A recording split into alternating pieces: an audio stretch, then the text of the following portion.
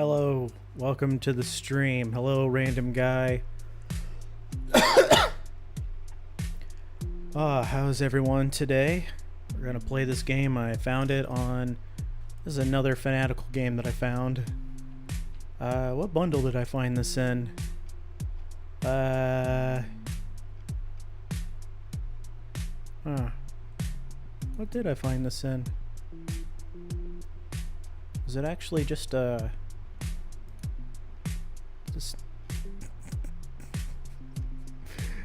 I was gonna post the bundle too, so you guys could get it if you wanted it. I don't know what the fuck it was in. I guess if I went to my payment history. I know this is really riveting shit right now, but let's see.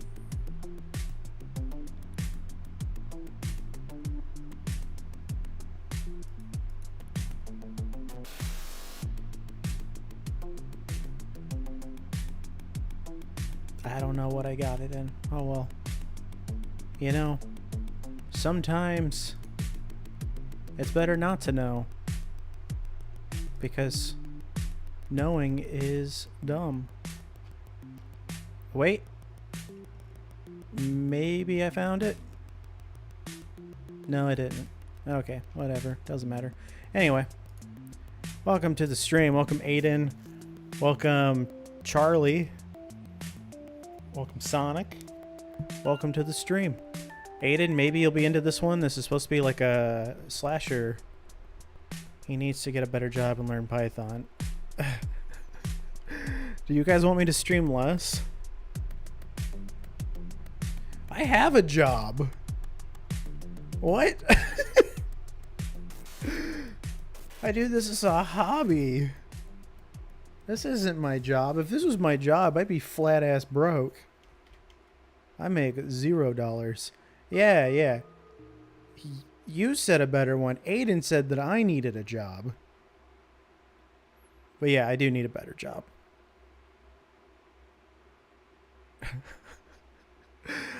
Yeah, but like, you know, selling your plasma and stuff though, I mean like that I feel like actually like helps people.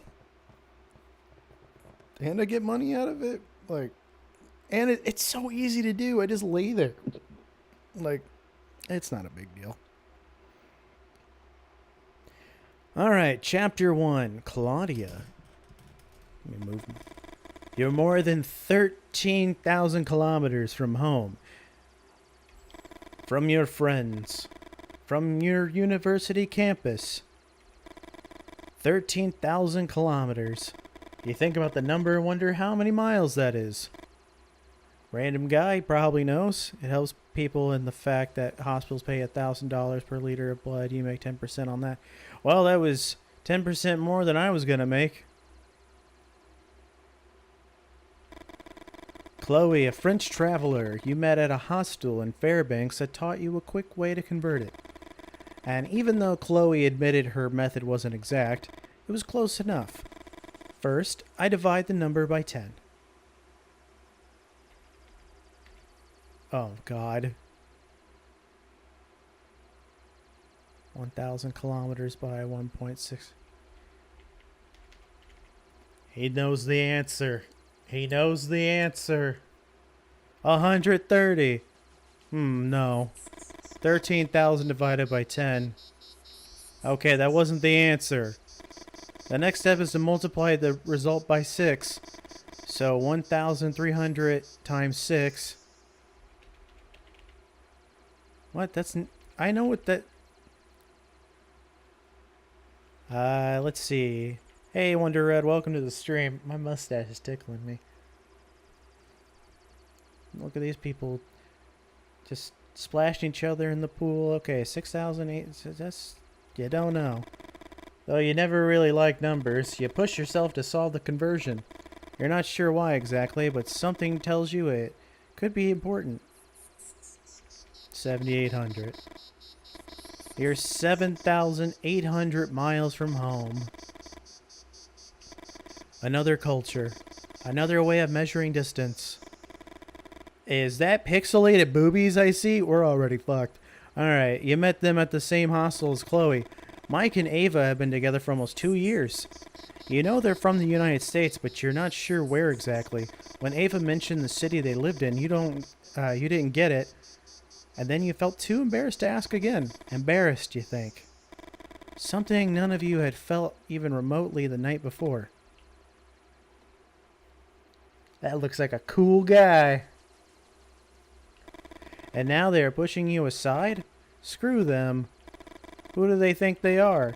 Hadn't they told you they were looking for new experiences? Or was it only when alcohol or weed could give them an easy excuse to do what they really wanted to do? You miss your family. It's hard to admit. And as a psychology student, you try not to analyze yourself. They arrived at the clearing a few minutes ago. Mike took off his clothes and ran straight into the water. You started to unbutton your pants, and Ava looked you in the eyes and shook her head. Then she took off her clothes and stepped into the river. Why does my nose always itch when I go on stream? Oh my god. Don't forget to like the stream, guys.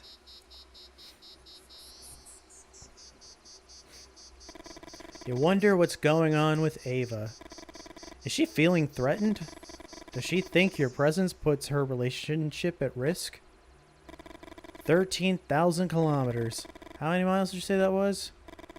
Far from home. You wonder what you want to do with your life. Go back to your ex when you get home?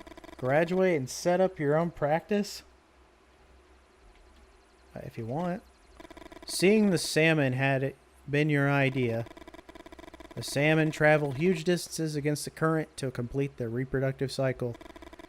Are you a salmon too? You feel your pulse quicken. And a void in the pit of your stomach. Do you want to do you want to have kids? Start a family like your parents, your grandparents? Fuck no. Hey, Simba fan, how's it going? Itchy nose. It's itchy because Justin doesn't take care of his nose. I do, though. I put lotion on. It's like right when I start streaming, that's when it starts happening. How much pizza do you eat?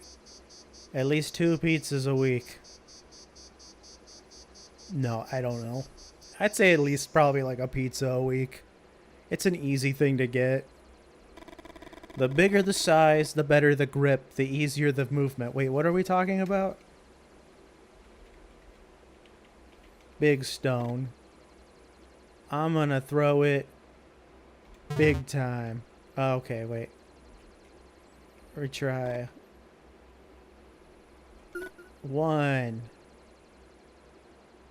2. Wait, what am I supposed to do?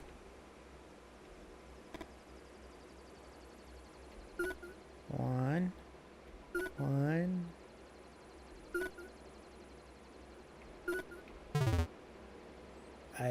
Do you drink brisk iced tea? It's not really so. I don't drink tea. Hey, Lord Alcatraz. Yeah, I don't like tea. I think tea tastes weird. Better the grip, the easier the movement. Okay, so yeah, I hit big stone. 1, 2, 3, 4. What?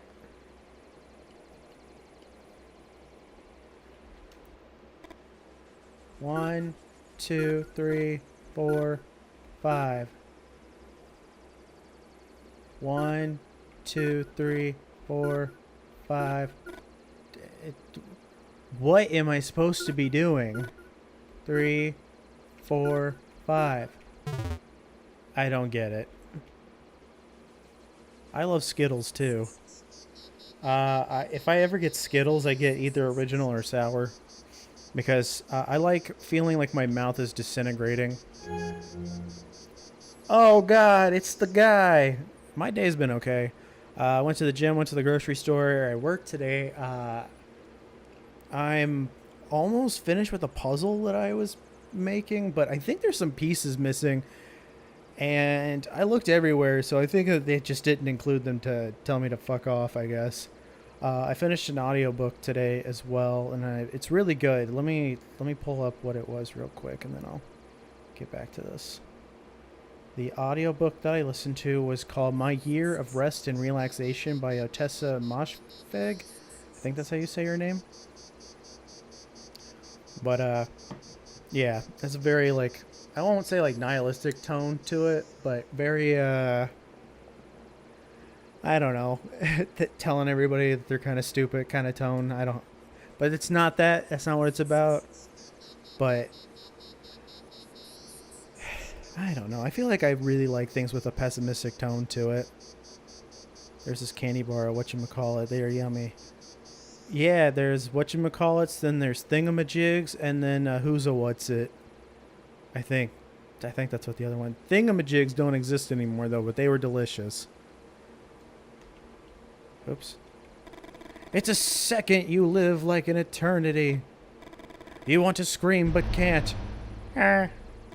Just like thunder can't precede the lightning. Just like... Uh-oh. You scream only when the light reveals what's going on. Run! Suddenly, everything speeds up. Time seems to regain its normal rhythm. And all that matters is that whatever that is, it doesn't catch you. I think Crash 4 is a good game too, and it is just too hard. The creature catches up and knocks you down. With violent circular movements, it breaks your ribs to widen the wound. Where are they? Oh, whoops. I was supposed to do something. You feel you've gained a significant lead and look back.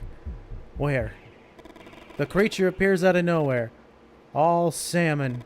A piece of your brain slides down the trunk of an old aspen in the taiga. Taiga? What was I supposed to do then? Oh, okay.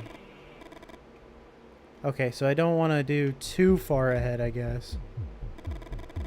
You feel it getting closer. The effort quickens your breathing. And with every exhale, the thoughts pile up. Shouldn't you shut down some cognitive functions? Let only the reptilian part of your brain take over? And focus on escaping whatever that is? The image of Ava assaults you like a revelation. Is it wrong to run? Would you run if it had been someone else instead of Ava? What would you have done if it were Chloe? Or your ex? Your mom? Uh-oh, whoops. Damn it. I got too far ahead again. Okay, quicken your breathing. Uh-huh.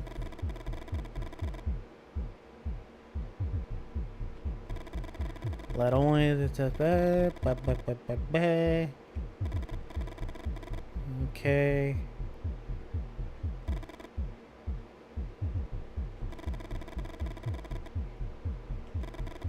What would you have done if it were Chloe or your ex? Your mom? Or your dad? You hide behind a tree, trying to calm yourself as you itch your nose again for the umpteenth time of the stream. How could something like this be real? Could you be imagining it? I look back. Ah! Run! You start running again, this time without looking back. I'm running, running, running. You hear a sob nearby, and find Mike sprawled on the ground. Claudia?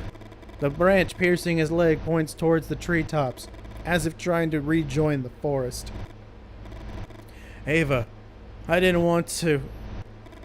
I don't really know what to say to him. You think you catch a glimpse of shame in his eyes, but who are you to judge? You ran too. You hear a whistle, and hear something warm splashes your face. Mike's eyes, so full of question just moments ago, spin backward like a macabre slot machine. Mike! I'm always going to prefer Spyro to Crash. Me too, but I think it's fine to like both. Honestly, I'm not into sour stuff. See, I'm into just destroying my mouth, apparently. Welcome, Wolfie Wolf. You try not to think, but you know it's impossible. Mike and Ava are dead, but you're not. You're alive. You cling to that thought. The certainty of your survival seems to awaken something primal within you. Something stronger than any monster. And you run. You run like you've never run before.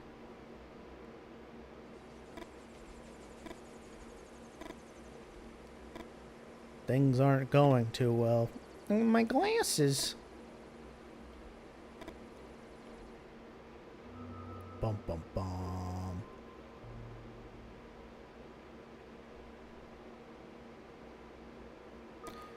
Chapter 2, Robert. A few hours earlier. Rob? Are you listening? What? Abigail looks you in the eye and shakes her head slowly. You think you see a hint of tenderness in her gesture, but the illusion fades quickly. I don't like repeating myself. So this time you better pay attention. There's an interesting group for today's excursion. 2 college students, a documentary filmmaker, and a traveling painter. If we made them walk into a bar, it'd be like one of those jokes, right? Abigail sighs with resignation. In all the years she's known you, she's heard you laugh very few times. Let's ask about the students. We got Ethan and Leo, 2 students from BAU. You already know how college students are. They see conspiracies where there's nothing but government neglect and clumsiness in the management. A documentary filmmaker. Hannah, a documentary filmmaker for TV. Dude, I'm gonna go put some more lotion on my nose. Give me 1 second. It is driving me nuts.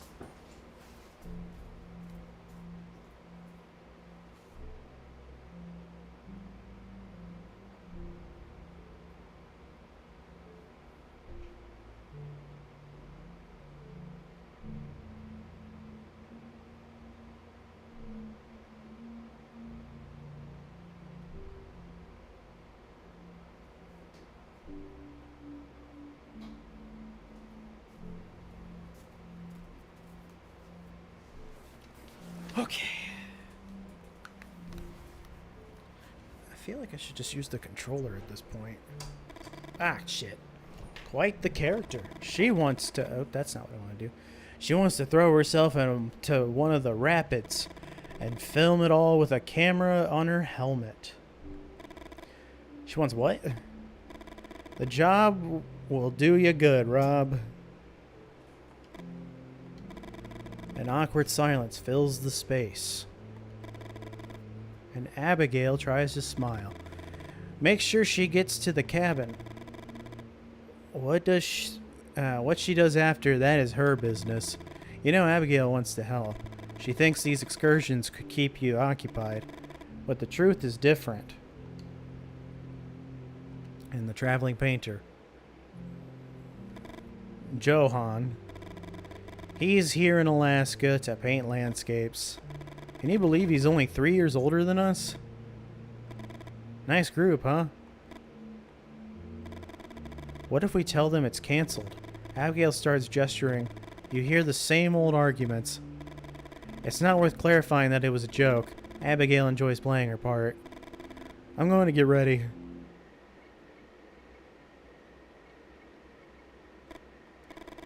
Who throws water in their face like that? You haven't been sleeping well for several nights, and it's not just about your father's death. There's an anxiety you struggle to put into words. Look at me.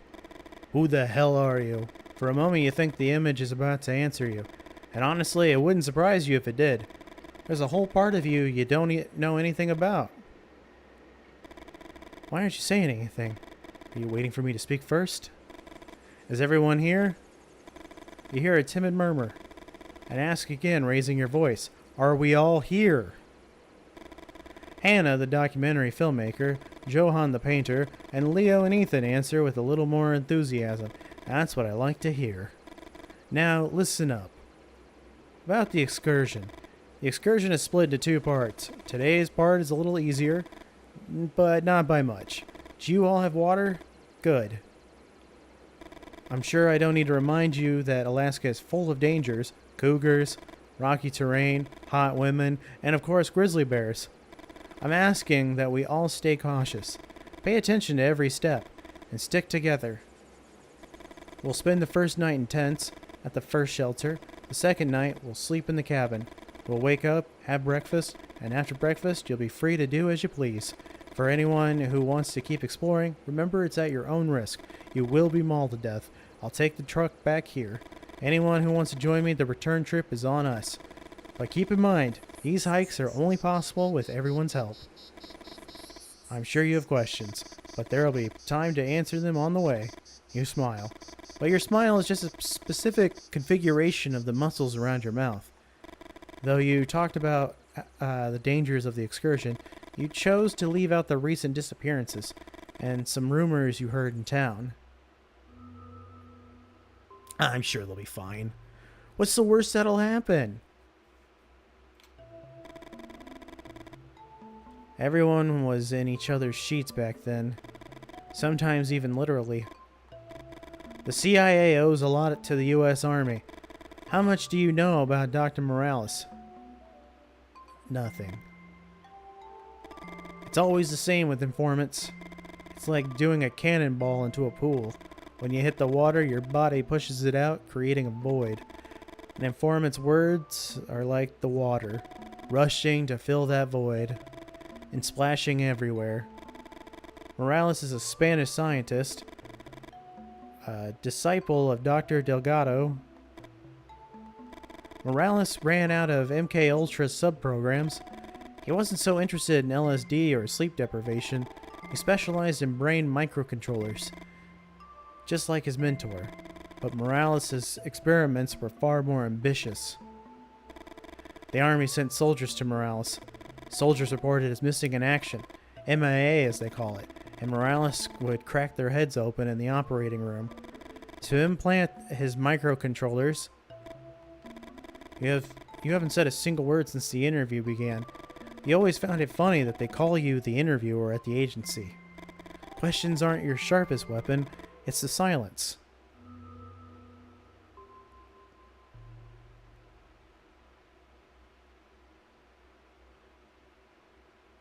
Chapter 3. Robert. Robert. Wait a second. You slow your pace and notice Johan's impatient gesture. Johan doesn't seem to tolerate the documentary filmmaker too much. You know Johan is a painter, and you wonder if it's a matter of chemistry, or if it has to do with Hannah's need to mediate every experience through the lens of her camera. That's it. What do you think? The helmet is ingenious. Does it actually work? Hannah smiles. The design is mine and a friend's. We maximize the space. I don't know if you've seen other helmets. They're usually bulkier. Can you imagine if we wore helmets like this at one of the uni parties? I'm gonna sneeze. Oh. Leo bursts out laughing and punches Ethan in the shoulder. Watch where you step. I want to show you something. How many times have you made this same journey? Have you witnessed other migrations in that time you don't remember? You notice the sky suddenly darken and think of Jamie, your father. If Jamie were here, he'd remind you of the pathetic fallacy. That literary device where the weather seems to react reflecting what's happening inside the character. Jamie always talked about his books. What else could a widowed man over 65 do in Alaska besides read and drink? You shake your head to push away certain images, and think that if there's any truth to the damn pathetic fallacy, the clouds should clear with that gesture. Look down there. Bears. Hannah, Johan, Ethan, and Leo approach the cliff's edge. They spot 4 grizzly bears waiting in the river. The salmon migration is a key event for grizzlies. They need plenty of fat to hibernate. There he is, and survive the winter. Salmon is a rich source of energy, a high-fat food, especially the females who carry the eggs. Why are we looking at him like this? The river's position is crucial. The strongest males claim the best locations, where the salmon are easiest to catch. The younger bears and females with cubs are pushed to less favorable areas. It's a constant battle to secure the top spot. A roar shakes the Alaskan sky. Anyone could mistake it for thunder from the approaching storm. But the earth-shaking sound comes from one of the oldest bears in the area, preparing to defend its spot in the river. The fight lasts only a few seconds, but that doesn't make it any less brutal. The oldest bear retreats defeated. What happens next? You know most of them manage to adapt. They find a new spot to fish. But what about the few that don't make it? What other choice do they have? Did you know that when bears fight, they exert so much force that they end up shitting themselves? Johan bursts into laughter with Leo and Hannah joining and barely able to hold it together. Even though Ethan admits it was a good one, he's still surprised by the group's reaction. Could there be more to that laughter than just a reaction to a well-timed comment? Unaware of what's happening with the group, you can't help but wonder who the glasses you found earlier at Bucket River shows belong to. I'm a big seafood person too. I will fuck up some shrimp, crab, and salmon. A chill runs down your spine. Will you ever know what attacked you in the woods all those years ago? No matter how hard you try, you have no memory before Jamie found you. Robert. Are you okay? You force a smile. Come on. We're close to the shelter. Ooh.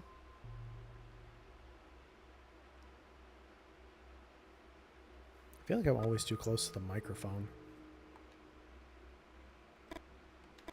The fire brings two simultaneous contradictory sensations. The first is a sense of safety. The beasts stay away from the flames, and the chill of the night feels absurd when wrapped in the fire's warmth. The second sensation is more complicated. Beyond the circle of light cast by the fire, it feels like nothing exists. But within it, the presence of the others becomes almost unbearable. Unbearable? Okay. It's not their stories about the past that bother you. It's your inability to share your own.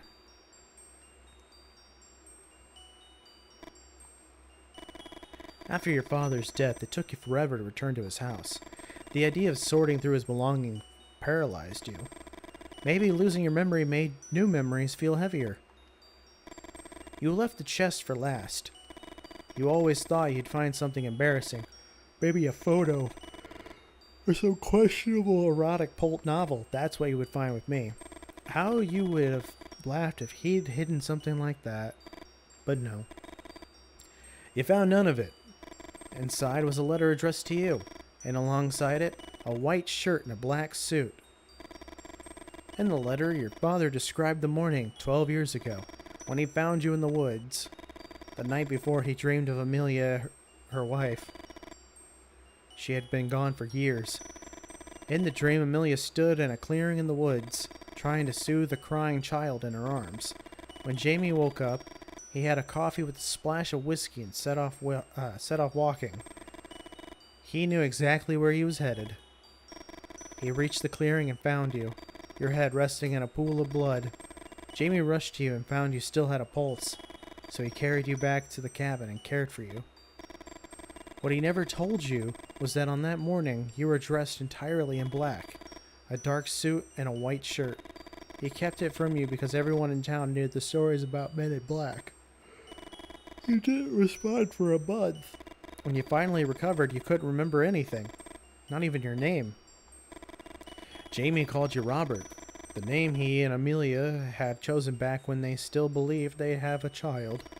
But Amelia had fallen ill when she was young, and they had to remove her uterus. Later, they considered adoption, but time passed. Amelia died, and Jamie was left alone.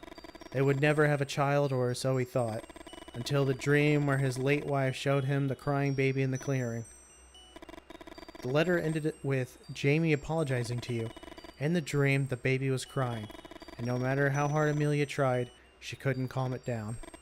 Did I do the right thing, son? Or would you have preferred something else? The question echoes in your head. Would you have preferred something else? The fire crackles and your eyes start to water. Ahem. You take advantage of the others looking at Ethan to quickly wipe your eyes. Want to hear a scary story? You force a smile and answer almost without thinking. All yours, Ethan. You're thankful for the college student in the group. You'd rather hear any horror story than have them start sharing personal details of their lives. The one about frogs? Leo points at his friend over and over. Ethan's going to be a bestseller, mark my words. Ethan waves Leo off and settles into his spot. This is the story of St. Olmo's, the town that sucked down 10,000-year-old toads. The young writer pauses. He knows the title's solid, and he smiles as he notices the group waiting for him to continue. 8 out of 10 people worked in the coal mine. The rest worked at the bar, on the fields, or at the police station. St. Olmo's had 1 teacher and 2 nurses. No religious representatives. And the 3 mine discoverers made all the decisions for the town. Beto, Chico, and Ruben. The coal mines had turned these 3 young pioneers into millionaires. After 15 years, St. Olmo's had a population of 133 and one of the highest per capita incomes in the country. Chico organized the work at the mine. When they came across a hard wall in one of the main veins, Chico was the one who set the charges and detonated them. What happened next would change the town's history forever. I'm going to keep listening. After the explosion, Chico went up to the hole left in the hard wall. Some fat, bumpy toads jumped out in all directions and started croaking. Chico screamed for order and told him to catch the toads without hurting them. When he returned to meet Beto and Ruben, Chico had 23 toads in a big cardboard box. Chico told them what had happened in the mine, and Beto said it couldn't be, that it was impossible for the toads to survive all this time. Chico opened the box and let them see for themselves. Ruben, who had always been the most impulsive of the 3, grabbed one of the toads and brought it close to his face. You want cereal? I want cereal too. What cereal do you want? Not that I have any for you. He looked at the colored bumps on its skin, and something seemed to take over him. He sucked it, and sucked and sucked. Ruben dropped the toad and put his hands on his head. He started naming all 133 people of St. Olmo's in alphabetical order, and when he finished, he reached into the box and pulled out another toad. He sucked it and handed it to Beto. Chico grabbed Beto's arm and told him no, but Beto sucked it anyway. Chico tried to grab the toad from his hand, but Ruben appeared from behind and struck him in the neck with the butt of the revolver. Chico woke up several hours later. He didn't know where he was and slowly began to remember. In the streets, he noticed that almost everyone had a fat toad in their hand, sucking on it. Chico ran to the police station. The armory was open, but he didn't find anything. He tried to calm himself. He heard some screams coming from the bar and went to see what was happening. The whole town seemed to have gone mad. There was no other explanation. 132 people formed a chain heading to the east side of the mine. They all worked together in an invisible enterprise while alternately sucking those ancient fat toads. Chico followed them until they stopped. 5 stone idols formed a circle. The crowd began to crowd into the figure made by the idols. The idols shone in broad daylight, and 132 inhabitants of St. Olmo's vanished in an instant. Chico managed to grab a fat toad that fell from a woman's hand as she disappeared. Alone and on edge, he started sucking the toad. Sucked and sucked. He collapsed to the ground, unable to hold back his tears. He kept sucking until nightfall and lost all touch with reality. The toad had stopped croaking a long time ago. A week later, a group of explorers found Chico's corpse, clutching a toad with both hands. A fat toad whose eyes had popped out and its insides had spilled from its mouth. And you know what? The explorer's map didn't show any town called St. Olmo's. It's so good. Ethan clasps his hands together as if praying and smiles. You wonder what your father would think of Ethan's story. Maybe Ethan's mistake is hanging out with people like Leo.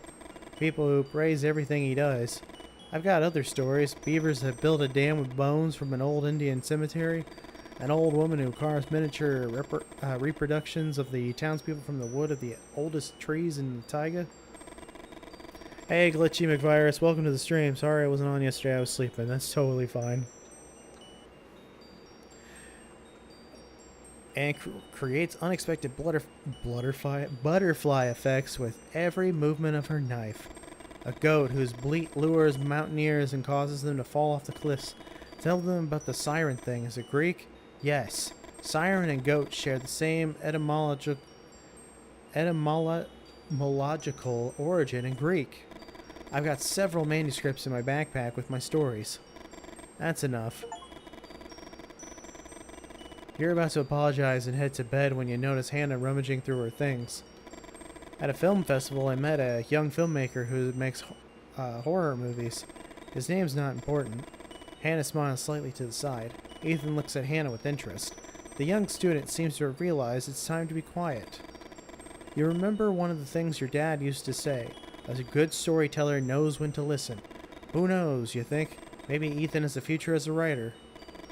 This filmmaker was obsessed with the type of solitaire that only sociopaths play. Do you want me to teach you? Let's learn it.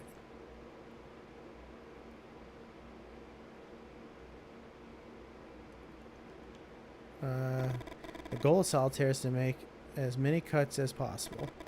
I think you also win if you order each suit from king to ace. That's much harder. Anyway, you have to make cuts trying to match the goal of each pile.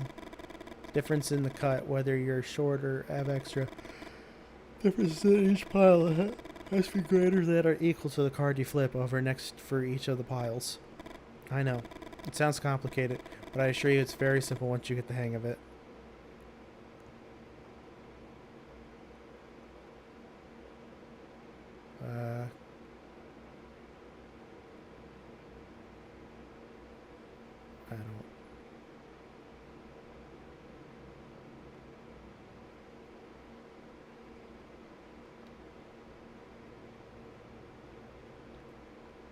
I don't want to do this. You wave to the group and tell them to stay up, don't stay up too late. They need to be rested for tomorrow. Look at all the stories you've heard about the men in black be true. You think about Ethan and feel a little envious. When a writer doesn't know something, they just make it up. Ooh, thanks for liking the stream. The next chapter? Ooh. Where? The eggs. Orange. Dirty. Dirty. Soft. How much? How much? How much? Dirty. Dirty. The river. Where? All salmon. Orange. Soft. All salmon.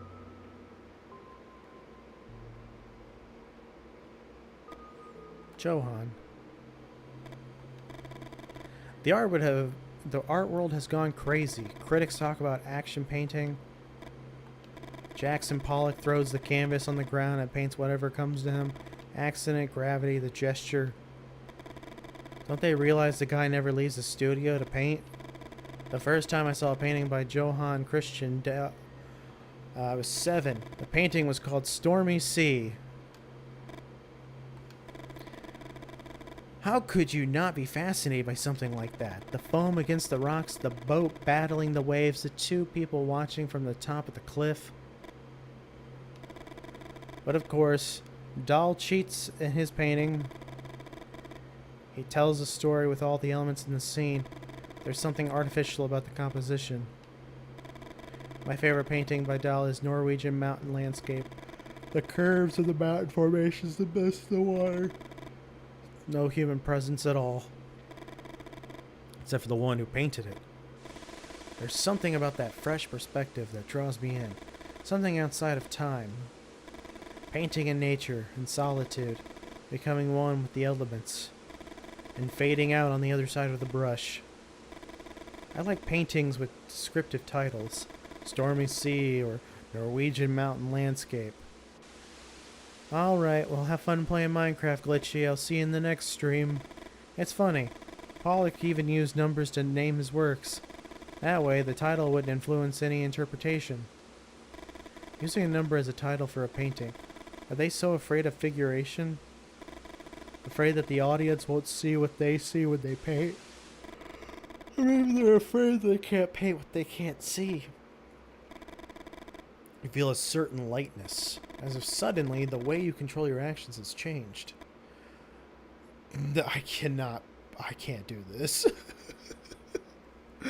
I can't do these.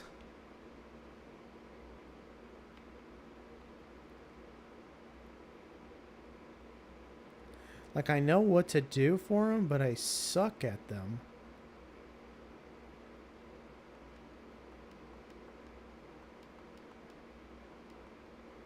Oh, that's not it. Oops.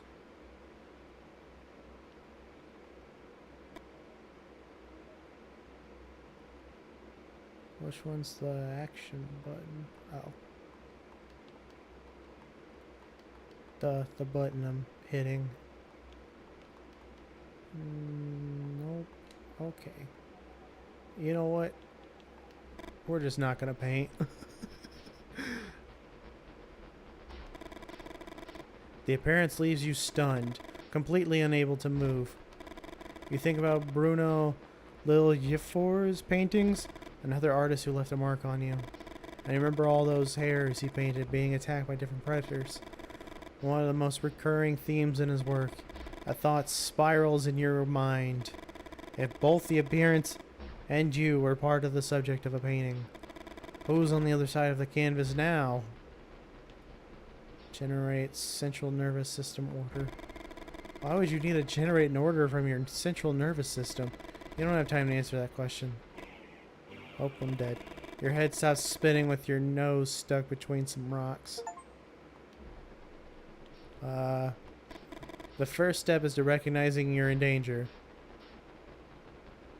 Run! I'm dead. Your head stops spinning with your nose stuck between the rocks. Alright, let's try it again. Let's just run. I'm dead. What? Okay, how about this? We recognize, generate, then we run. You run as fast as you can. The canvas is left behind, and the distance separates the art from the artist. What follows is a phenomenon you've experienced before. The painting condenses the action into a single image. Outside the painting, everything seems excessive. The singular becomes multiple, and the self, an infinite echo of your past. Oh, shit. The poker moves at lightning speed, and I'm dead again. When the creature manages to pull a weapon from your body, blood pours out urgently like someone reclaiming their freedom. You're not gonna get me.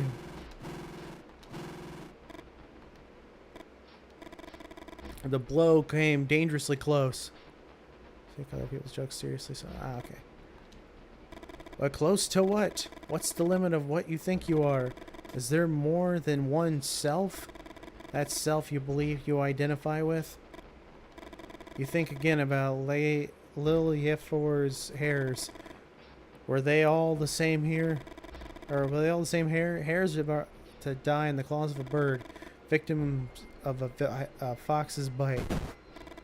Or maybe a poker. Why not? Run! You start running again, but this time you didn't get far. Because I'm dead because you threw a rock at me. The poker's blade cuts through your sternum, poking out between your interpectoral groove. Oh, I got another... okay. Attack. There's something timeless about the image of those hairs. Something that updates with every confrontation. He's beating me up. Struggle. You try to struggle with it. You're dead again. Blood hits the taiga floor. And you think you can hear a melody just before you die. Okay, we'll check the left pocket.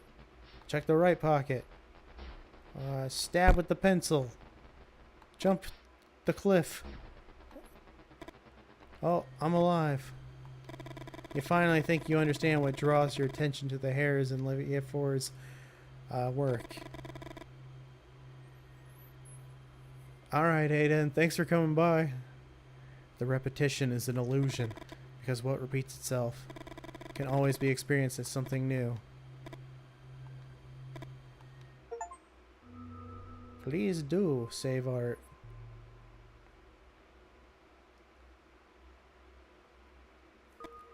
Chapter 6. None of you heard anything? What do you expect after smoking that stuff you gave us? And the paranoia? That was because of what Ethan said about the disappearances. And what about playing slasher solitaire? I don't know. Anyway, I slept like a log afterward. New disappearances during the salmon migration. You can't deny that's a good hook. You think so? I already have buyers for my documentary. You think running rapids is more interesting than the disappearances? Didn't you get anything I told you yesterday? And how do you expect me to understand? Your joint completely messed us up. I'm going to do something in first person that's never been done before. Is novelty enough? Hey. You decided to interrupt them. They've been talking too much already. You remember your father sitting in the rocking chair, a glass of whiskey in his hand and an open book on his lap. Few writers manage to define secondary characters with just a few lines of dialogue. It's nobody's fault, Johann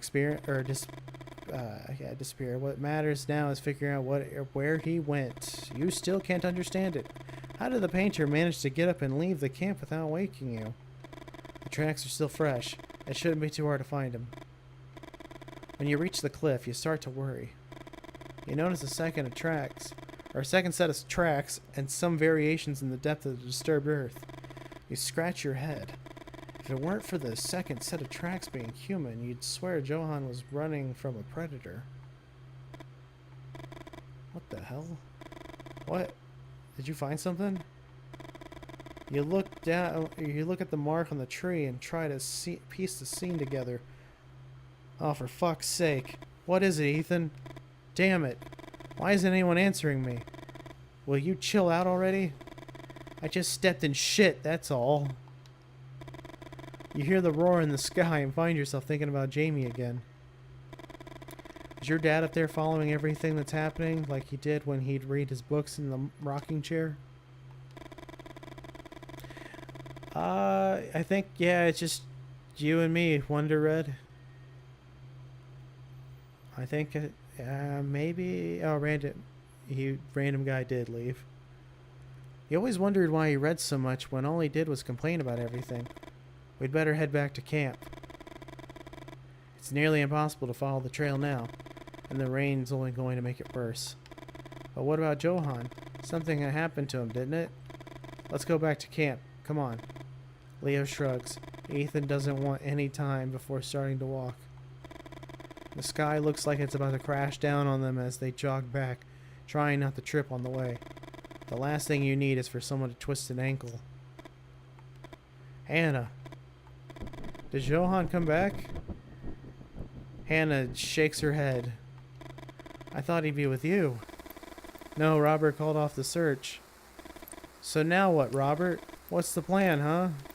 You try to calm yourself down, but the weather isn't helping. You think back to the pathetic fallacy. How the clouds can't bear their burden any longer. And finally burst. You think I enjoy organizing these hikes? You think I like spending time with strangers out in the middle of nowhere? Do you want to know why I do it? Do you? Because my father, who wasn't really my father, died and left me with debts so big that if I don't pay them, I'll regret for the rest of my life. But no, we weren't attacked by a furry. Take a deep breath. That's why I do it. Who the hell do you think you are? You know about the disappearances. Are you okay, Ethan? Hannah looks at you and it's hard to meet her gaze. You know you shouldn't have snapped. Ethan's right.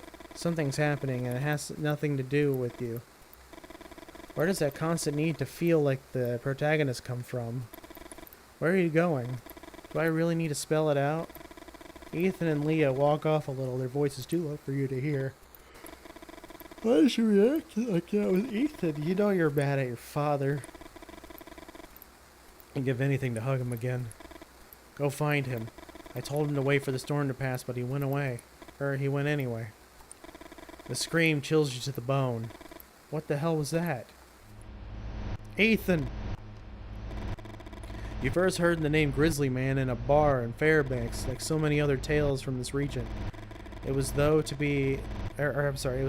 be the invention of some bored drunks with too much time on their hands. After the Trans-Alaska pipeline system was finished, a lot of people were left jobless. Yeah, I think it's Wolfie Wolf and Wonder Red that are here. Sure, disappearances happened, but there were plenty of explanations. Tourists who underestimate the dangers of Alaska's terrain. Animal attacks, but nothing like this. The Grizzly Man felt like something ripped straight out of one of your father's books. Books he claimed were full of mistakes, cliches, shallow character development, but that he still couldn't put down. Everyone's salmon. Let me go, you son of a bitch.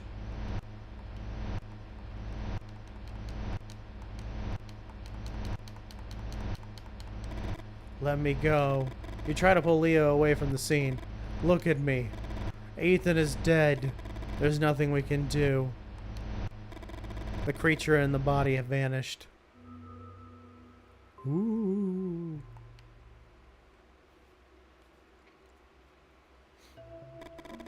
In 1973, Helms ordered everything to be burned, but some people would never abandon their experiments no matter what, with or without political support. The Alaskan taiga is full of clandestine research facilities. The timeline there is murky. The units Morales supplied to the Bureau handled the dirty work, clearing out buildings, making arrests, ensuring the locals didn't know too much, but some of those units never came back. Some say one of the original MK Ultra scientists is still active in Alaska, experimenting with a chemical variation of LSD we have no official record of. Do you know why LSD is so important to governments? Peace, happiness, unity, and all that good stuff? It's not, though. Because when everything goes to shit, you need a happy community, and it doesn't matter if it's artificial. You need them happy and obedient to rebuild society.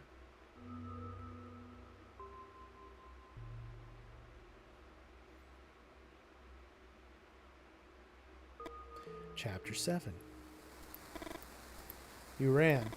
You saw that thing tearing into Ethan's guts and you ran. The night before, you smoked with Ethan and Leo, and they stayed up talking about what they each wanted for their future. Ethan wanted to write novels, have them adapt into movies, but he also wanted to be praised by critics, by his peers. Leo, you're not sure what he wanted because he didn't say much, mostly just listened. Though you suspect anything would do for him as long as he could be close to Ethan. And you? What do you want? Do you still want to be a well-known documentarian, traveling from festival to festival like you once said? You'd travel to shoot a first-person documentary of running some of Alaska's rapids. You'd find a river where the risk of running into a grizzly bear was minimal. Then you'd edit the footage to sell that risk. Documentary realism was the perfect disguise, a fiction that hides its true nature to sell itself as something else. But now fiction is chasing you, and instead of facing it, you pointed the camera in the other direction. What the? You try to steady your breath, and step into the foyer of a strange building in the taiga. Let's examine the... It looks like one of those levers that controls the power supply. Let's use the lever. Ah, it's going to be tough to move. Ah. The lever is halfway there. Ah. Ah. You hear the sound of a generator somewhere in the strange building. Let there be light. And now we enter the door, and there was light. You don't know where the idea comes from, but it's so simple it surprises you, like someone came from the future to tell you something the urgency of the present had kept hidden. You set the helmet down on a dusty table pointing at the door. You've always wanted to tell stories in your own unique way. Your point of view. To let others step into your world and share the experience. But this idea feels different. A kind of cinema where the lens never moves. A fixed camera that sees everything. It could be lying on the floor or resting on a table. You nod and smile. You're sure you're on to something new. Maybe even a whole new genre. Someday someone will find that camera and they'll watch everything like a god looking down from above. Not lifting a finger to save you or anyone. Uh-oh. Ah! I'm gonna try to break free. Oh my god. Well, I think she's dead on that one. And you die in unbearable pain. Alright, let's try that again. Struggle. Electricity surges through you with the intensity of a vision. I've been blasted, and you see that nothing exists beyond the experience. Use the cable. Maybe when the cable is closer to you. Oh yeah. Okay, use cable. Why did it work that time? Whatever. Pretty, please? Getting so many Steam achievements. Thanks for liking the stream. I need you to calm down. Before you picked him off the floor, Leo had said he didn't want to keep walking. Did you see what it did to Ethan? It was like it was digging through his guts. It was like it was digging through his butt, twin. Hey, Poopy Stinky Cassie, welcome to the stream. How are you today? It's like digging through his guts, like it was looking for a pair of socks in a drawer or something. You don't know whether to laugh or slap him. I don't know where Hannah's gone, but I'm done babysitting all of you. You're all adults now, and you know what you're doing. You want to say more, but you choose to stay quiet. After all, Leo is still in shock from what happened to Ethan. And you? Why don't your hands shake or your pulse race like Leo's? Have you seen worse things in that past you don't remember? There's a phone in the cabin.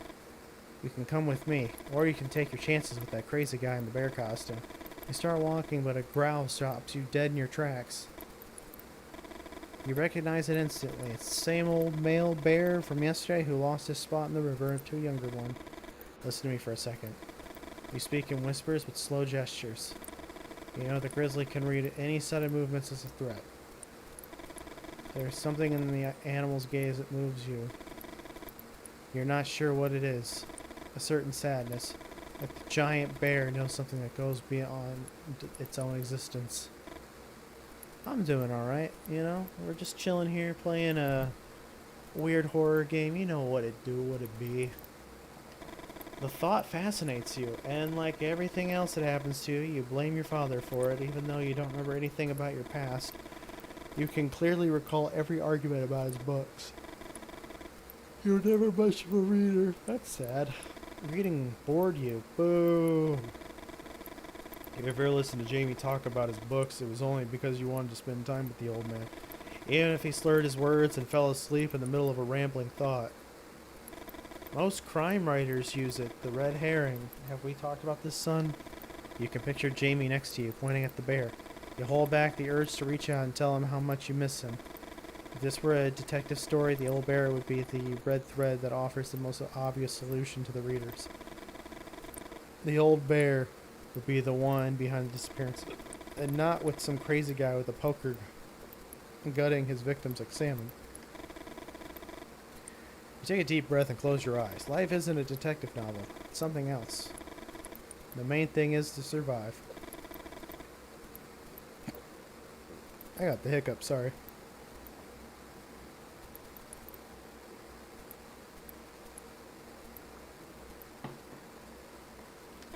Leo, for fuck's sake! The bear charges towards you. You moved too soon, and the old bear adjusts its charge. I died. Again, your guts fly out of your body with the same instinctive force as salmon swimming upstream in Alaska. Alright, the bear charges towards you. Damn it!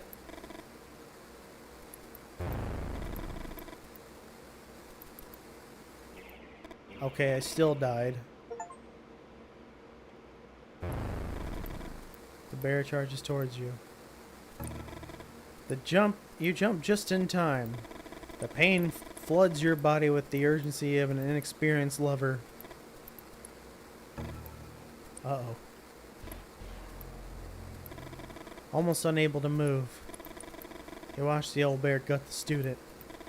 Everything Leo had been is reduced to the sum of his parts.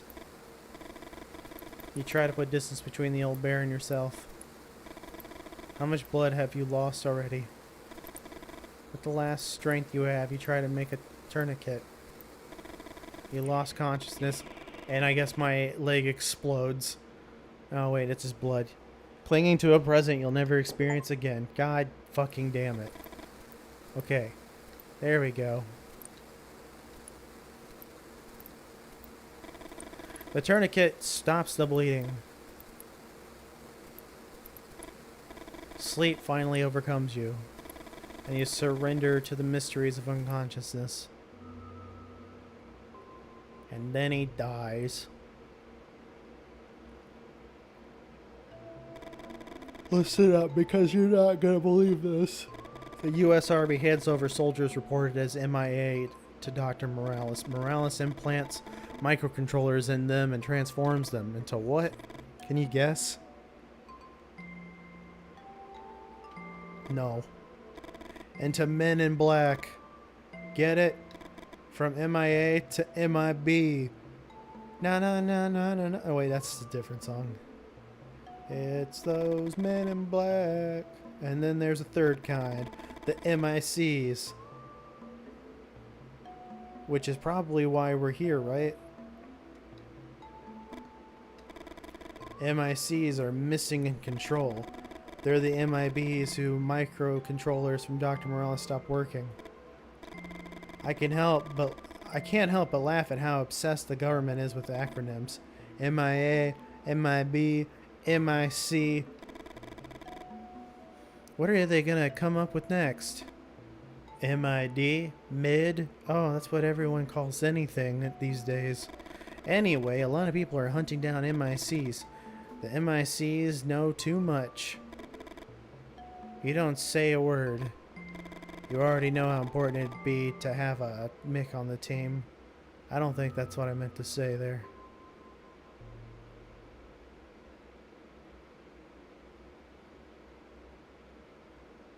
Chapter 9. Was there a chapter 8? Did I miss that? You don't know how much time has passed, but you do know you fell asleep in the rain. It's hard to make out the signals when everything feels like it's underwater. You don't know much about myths. What you know through what your father used to tell you. But you're sure Narcissus must have felt something like this when he saw his own reflection on the surface of the lake. Ah. Are you okay? No. Though you try, you can't form an answer.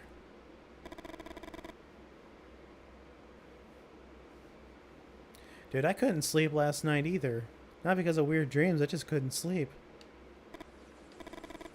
The Let's Sun, the river of Hades, where the dead drink to forget their past lives. One day, more drunk than usual, your dad had told you the rivers of Alaska belong to the basin of Hades. And that's why, by drinking from it, you couldn't remember who you'd once been. He, on the other hand, drank everything but water. And that way, he never forgot a thing. You think about your dad with the empty bottle on the table, tears in his eyes rushing to wipe them away. And the image hurts you a lot more than the leg does. Now are you finally going to tell me who you are? Robert, you'd like to say something else. After all, the young woman saved your life. But you settle for what you know. And tell her about the hike, about the group, and about the Grizzly man. The wound on my leg wasn't him, by the way. It was a real grizzly. Though that hadn't been your intention. The comment made the young woman chuckle. I'm Claudia. Nice to meet you. Claudia speaks in English with the formality of someone from abroad. She tells you about her study trip, and you're surprised to learn she came to Alaska from Argentina, a country you only know by name. He killed 2 of my friends, and though he tried, he couldn't kill me. There's something in Claudia's gaze that's hard to define, a magnetism that words can't explain. Claudia survived like you did, but for some reason it seems like her experience was different.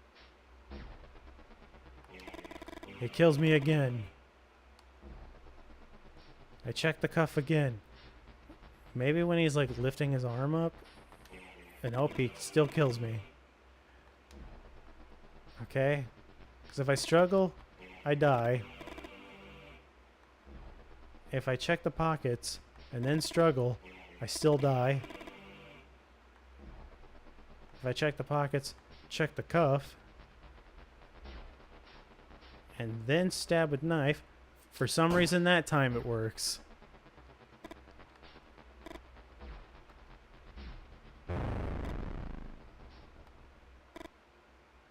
And you try to stay awake, but the darkness creeps in with the force of a natural disaster. I did it. Where are the eggs? Too weak to move, and with your neck bent in an unnatural position, you think about your father, how reading had affected his posture. And just like him, hearing him grumble and complain, and laugh and cry. Also, welcome to the stream, Nick. I don't know if I said that already, but welcome. The only thing you can do now is watch the scene unfold, unable to get involved beyond your role as a witness.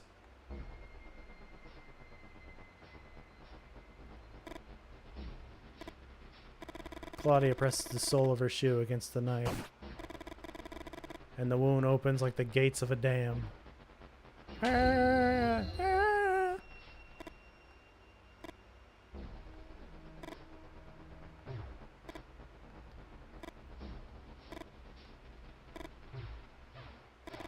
Slowly, I think you have a fractured jaw.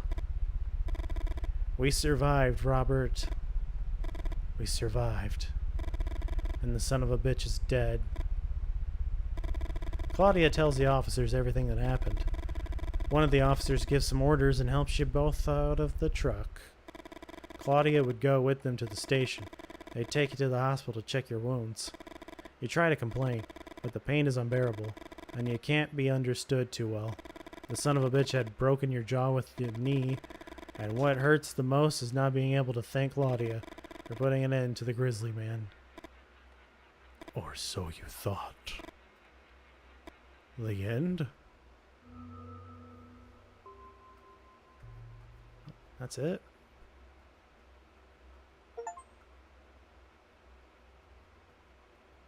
Survivor. You know the lyrics.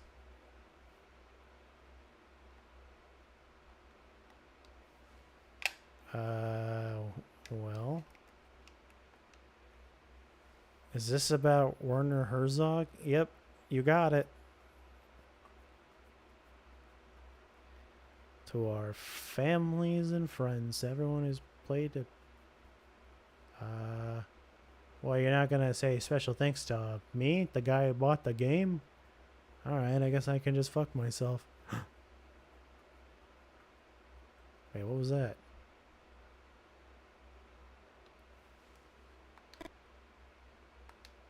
Oh. Oh. Oh.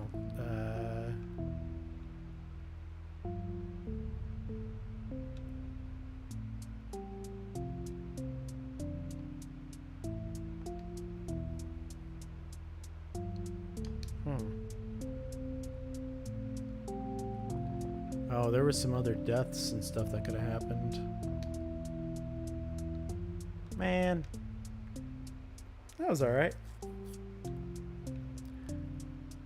Well, shit. Well, let's find, I guess, another game. Let me see. Let me see how long some of these other ones are. Give me 1 second. I don't want to just end suddenly. Okay, this one should work. Alright, give me a second. I gotta let this one download. But this one's called Panelak. Panelak?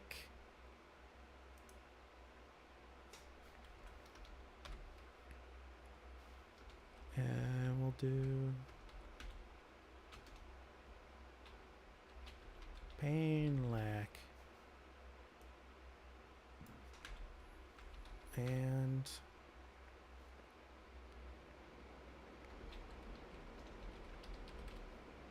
socialism. Let's see, then we end up in sorry, I'm not sure what happened here. Okay, you know what, we'll just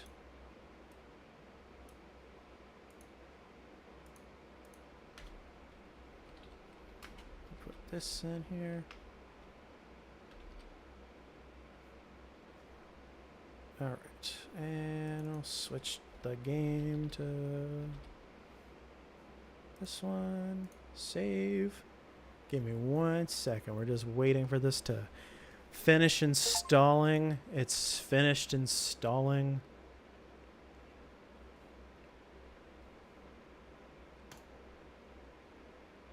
Alright, let's see what happens.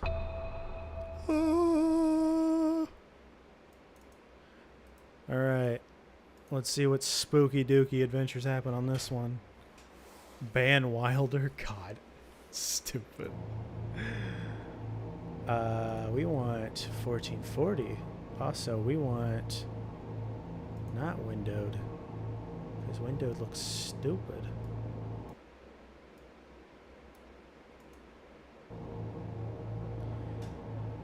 Alright, we'll get rid of motion blur as well, because that shit's disgusting. Apply. Oops. Hold up. Hold on. Hold on. There we go. Alright. New game. Use headset for best experience. Oh, is it like a roguelite? I thought it was a horror game. The horrors of abandoned towns. Panelak. Panelak. Panelak. Hey, over here! Help me! Yeah. Hold on! I am on the way! I'm on the way.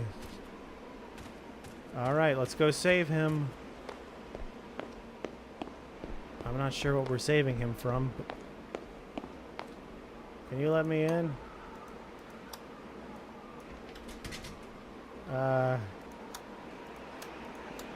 Sir, what's your name? Can you buzz me in? Okay. That's fine. Surely I can just...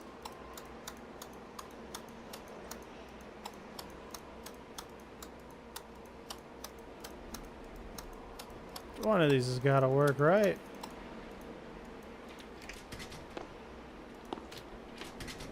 Okay, I guess not.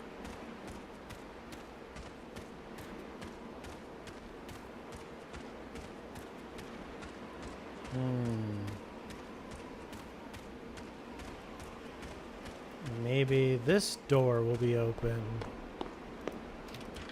Nope. Great.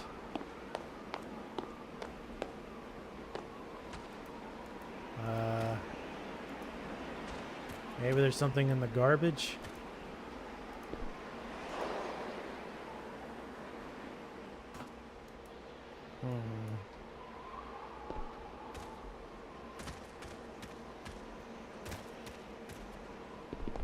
How am I supposed to save him? Can I call someone?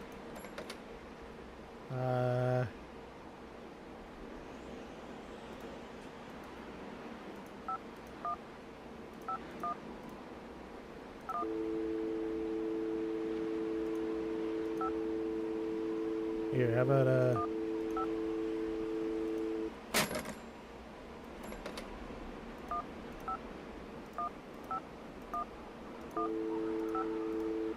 well, I tried calling Jenny and that didn't work. Okay, how about we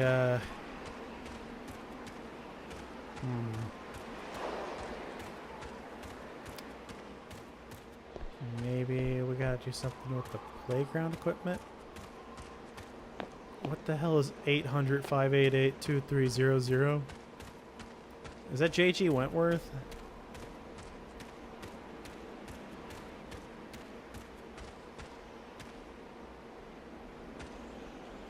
The phone number no, Empire. Oh.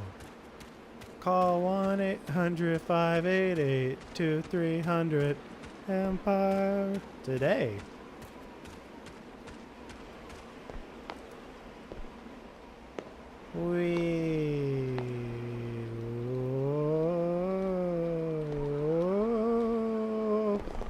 Oh my God. Hold on. Hold on. Yeah! Let's go!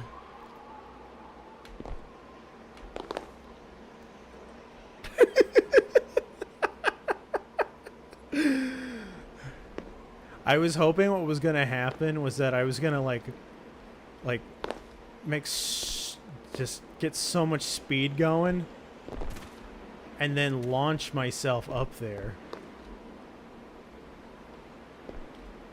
I don't think it's supposed to move this fast. Gas, gas, gas.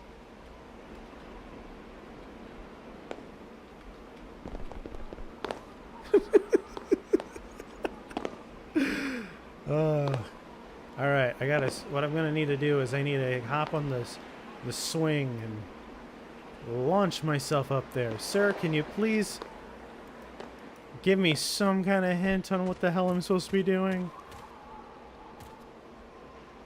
Anything at all? I see other things here.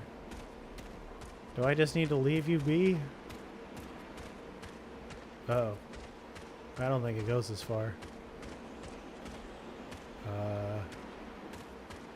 Oh, where am I?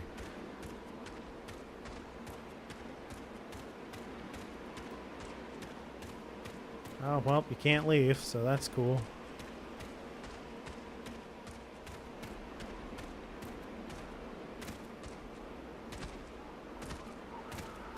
What the fuck do I do? Am I supposed to make this one spin really fast too? Like, let's try something.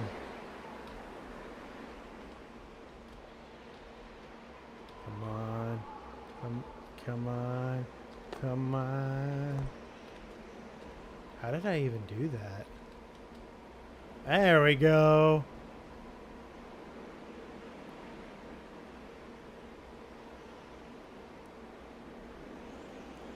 If Nick and I were in person doing this, he'd be the one in the chair. I'd strap him in the chair and make him go really fast like this.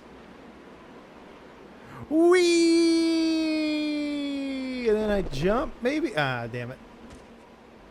Yeah. Yeah, I would put you in that chair and make you suffer. Like, looks like we're going really fast. And then he throws up. And a good time was had by all. Hey Nathan, welcome to the stream. If anyone knows what to do, that'd be cool. Cause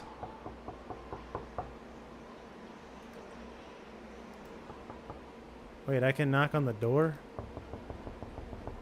Okay, let me knock on the other door then.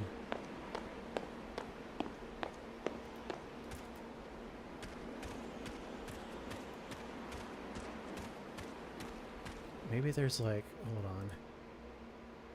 Rotate object, throw object, focus light, unequip, glow stick, flashlight, focus, run, control. Inventory, do I have something in my inventory? Save him. I saw a guy on the roof calling for help. I have to help him before he falls or jumps. But how to get in this building? Maybe ring someone's doorbell? Bitch, I literally rang every single fucking name on that list.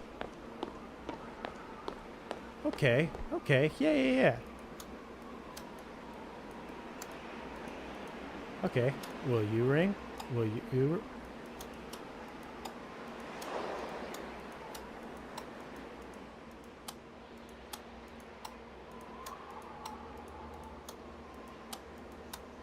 What, you just hope for the best, I guess?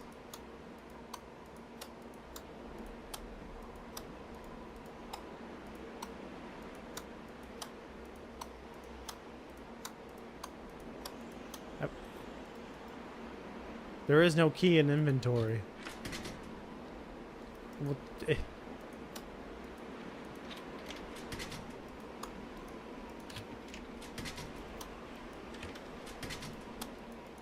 what the fuck am I supposed to... Maybe ring someone's doorbell. Is there another doorbell? Because... this cannot be the thing that I'm supposed to do. Hello? Can someone please let me in?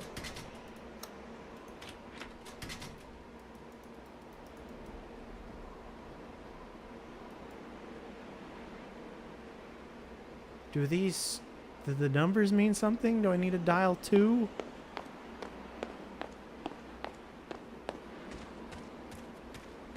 I don't know why. This game looks like it would keep my nerves up. This game is... something. I'll give it that so far. I want to know its secrets. Where was the phone? There it is. Do I have to call somebody?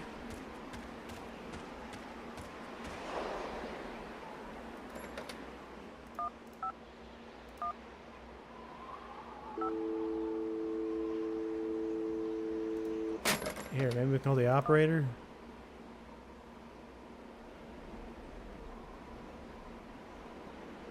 Yeah, I didn't think so either.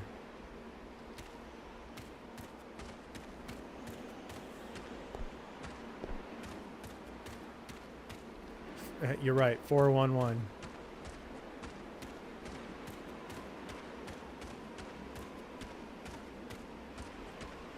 All right, let's...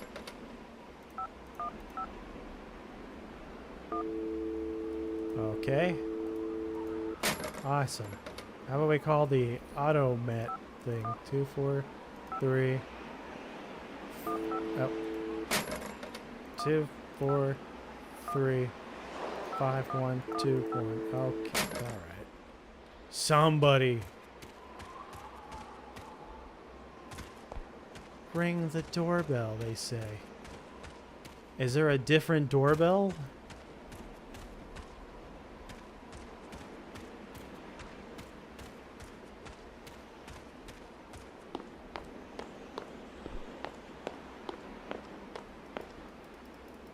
I want to knock on the door this time. Because there is no key in the inventory. I don't see... I literally hit every single... Hold on. We're looking up the walkthrough because this is stupid. Go to the store. You'll see a unique code above the intercom. It changes with each new game. Press the buttons on the intercom that correspond to the numbers given on... What?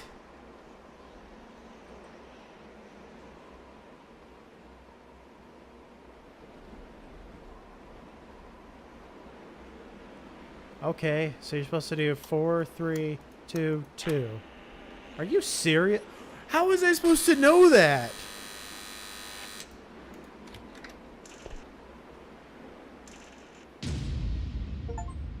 Okay.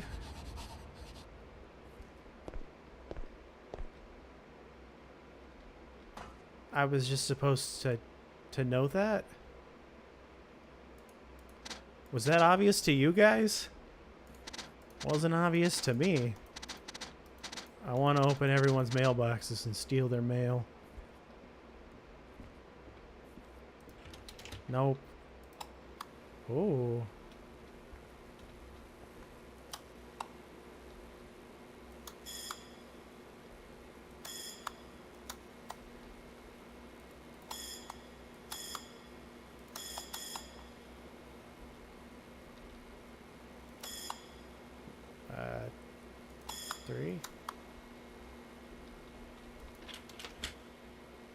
maybe I'm not supposed to do something here. I gotta get to the roof. Hold on, sir. We're getting to the roof. To the roof. Spaghetti and raviolis. I love them both. Well, spaghetti, I feel like growing up I had too much of. I can still do ravioli though.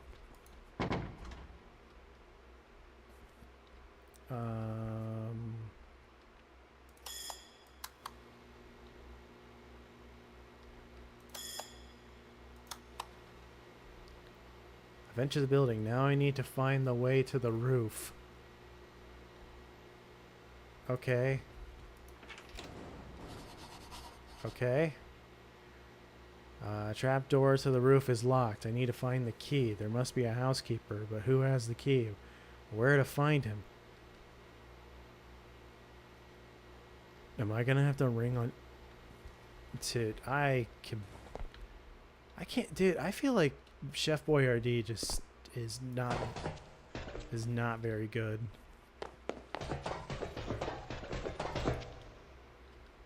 Oh. So yeah, we gotta find the lock. How do you even end up there?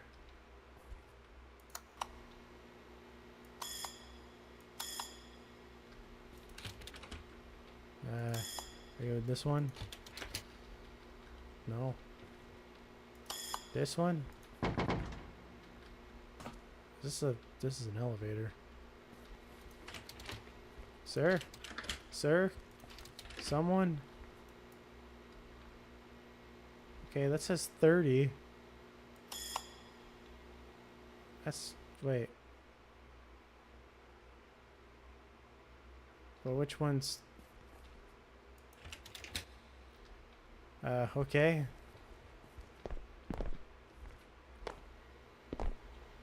I don't know, dude. Like, they changed the Mega Ravioli, Chef Boyardee, and it tastes... Dude, it's like a paste. It used to not be like that. Which one is 25? I know that this is 25. But like, okay, does this mean anything?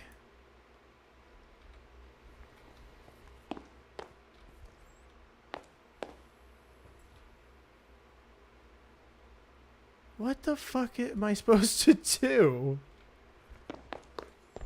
Do I need a ring on every damn bell?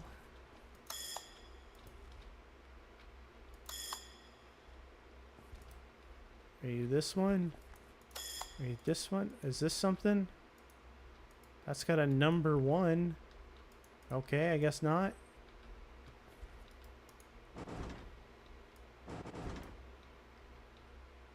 Is this a scary game? It's confusing, I'll give it that. There must be something that I don't know what I'm doing. Okay, so like maybe these symbols mean something.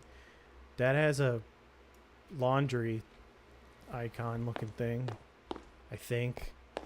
This is bucket.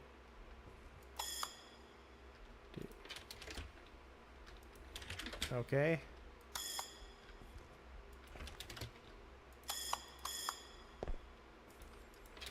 At this... You know what? Pass the vestibule mailboxes and then collect the notes from the board on the right. Okay, so there is the house rules thing. We should grab that.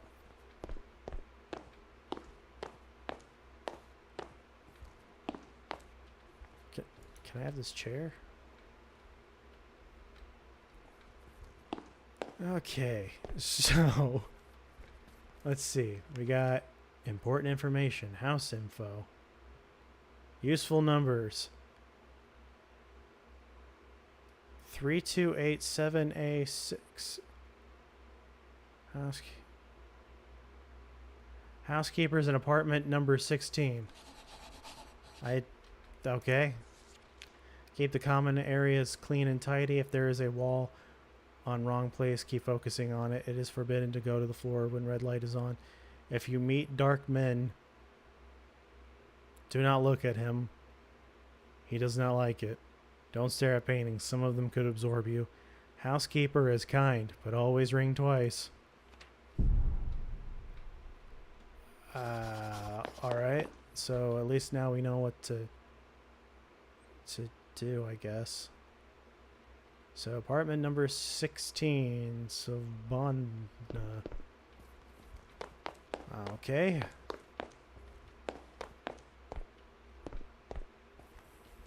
That it was, yeah, that was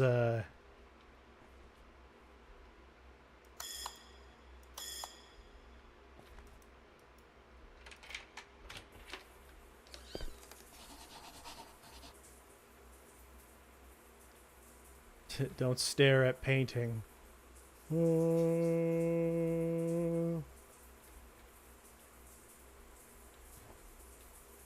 Is he in the shower? What if it's a naked man just comes and attacks me?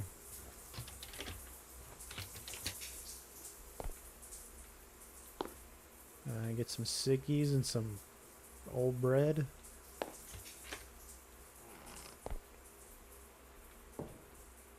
Sir, do you have the key? Okay. That's a screwdriver. Globe. Yeah, this is my apartment, guys. It's so full of mold.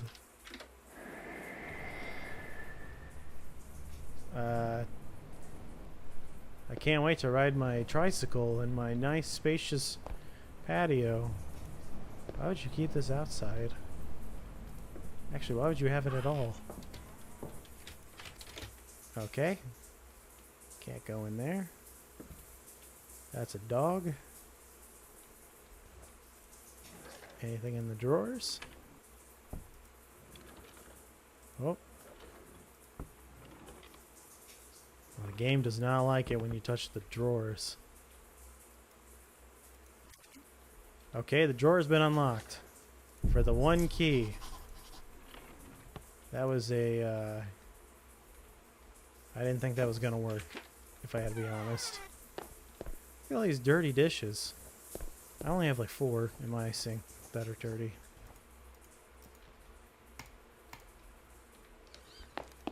I wish I had a dishwasher, but I only have like a couple dishes, so it's like, what's the point?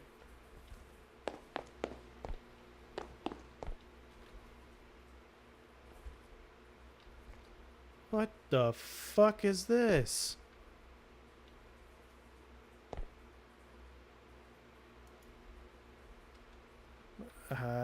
Alright. Well, can I take the elevator?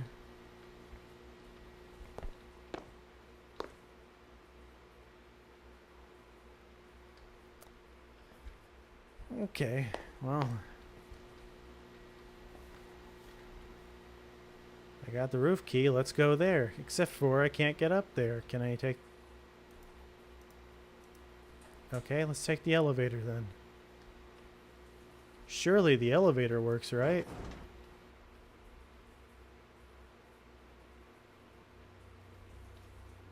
Is it coming? Ah, here it comes.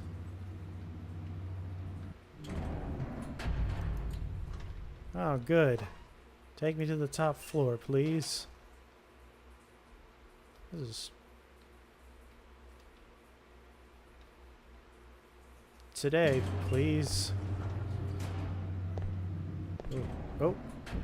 Oh, come on.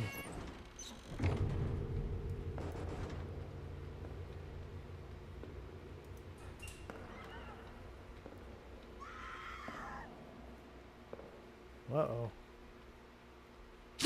Oh my. Ah! Ah!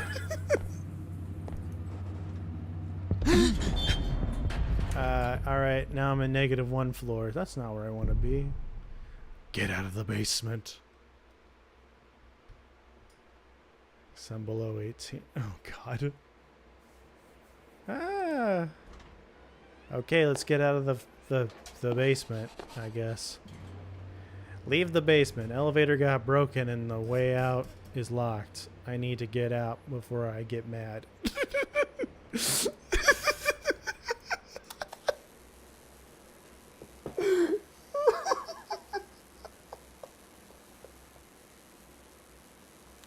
I better get out before I get upset, alright? And you won't like it when I get mad.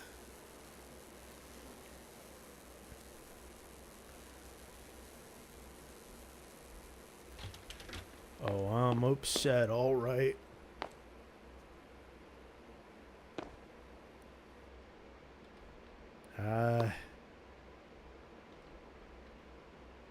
Good, some black tar heroin. I don't have a flashlight. Great. That's cool.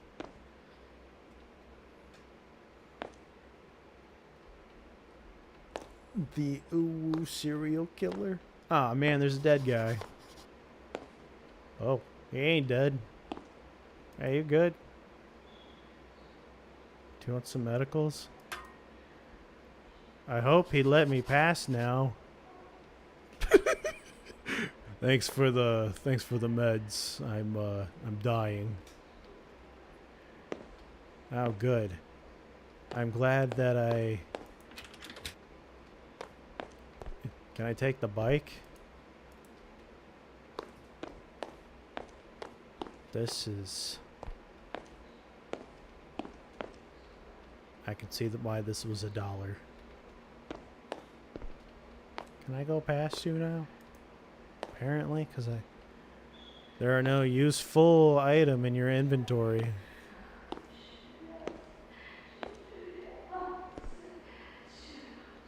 Sounds like someone's talking in the toilet. Okay. We got a key. That's good. Painkillers, a flashlight, a battery, the radio, a beer. I'm gonna kill myself. I cannot believe that fucking jump scare got me.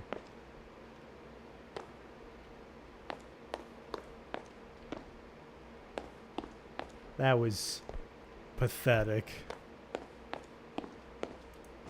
What a shitty fucking jump scare.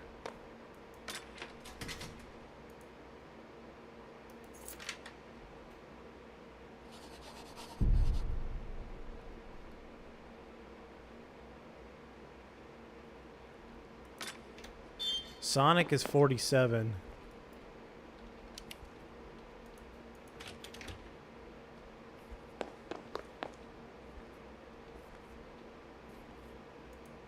Okay, can I use the elevator?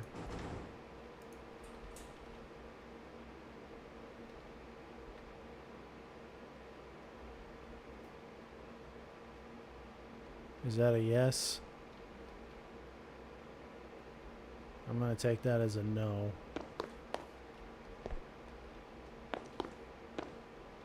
Okay, so I'm out of that, but I think that thing is still blocking my way.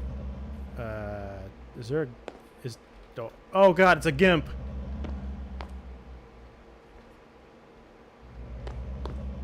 Oh, he's gone. Oh wait, he's back. Oh no! Oh no, the rubber latex man!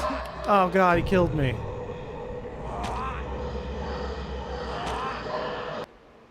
Sometimes they're... Okay, I'm really glad that the tips are synced with the loading. So when it's loading, the tips will also start going. So you can't... Nick is 932. He's old. That's why his bones are made of particle board. Okay, so apparently I broke a rule. The rule which was If you meet dark men, do not look at him. He does not like it. I'm guessing he's dark men. Okay, this time I won't look at him.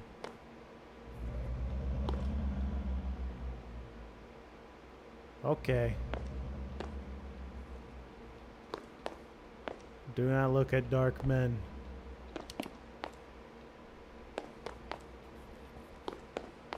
What a... Where the fuck am I now? Excuse me, can you let me in?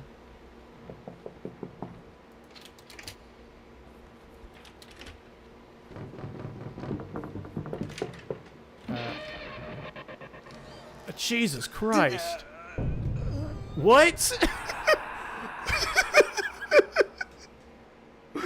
What killed me that time?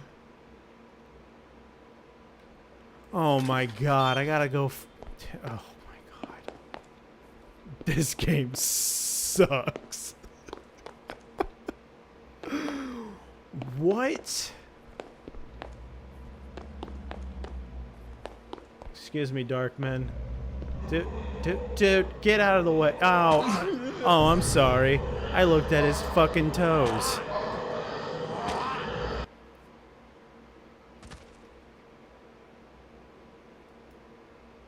Oh my god.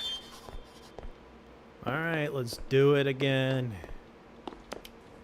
It's cool. It's fine. Okay. You coming down the stairs? Okay, I can't look at you. Where are you?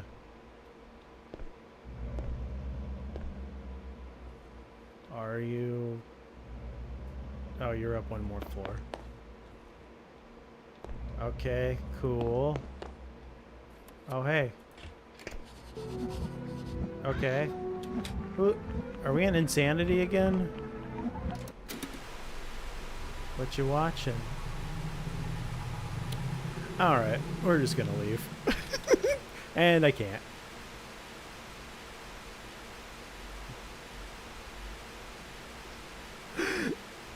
That was good. Is he gonna, like, follow me or something? I'm just afraid he's gonna start running at me. Ah, yes, I love my stool room. I guess that's something that a lot of people have.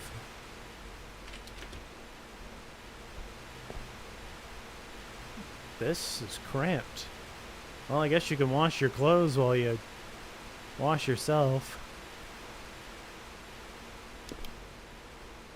I'm just gonna rummage through this guy's place, I guess. Is there anything in here?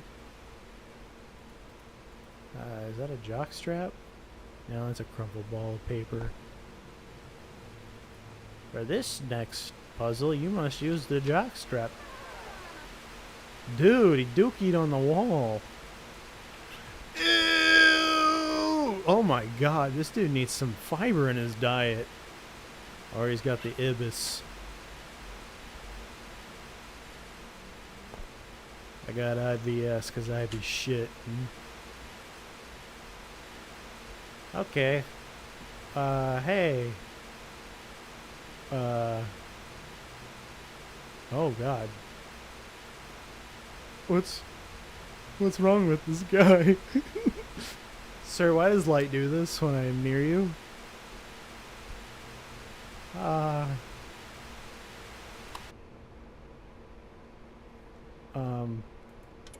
Do you want your movie back in?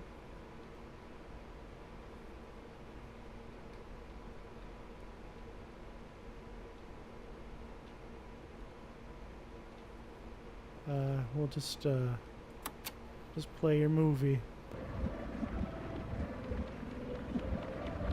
There you go. Is that gonna... Is this JD Vance? Dude, what is...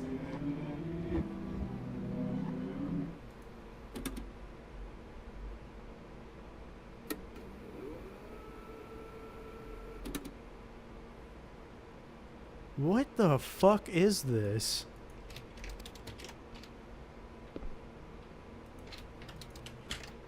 Okay.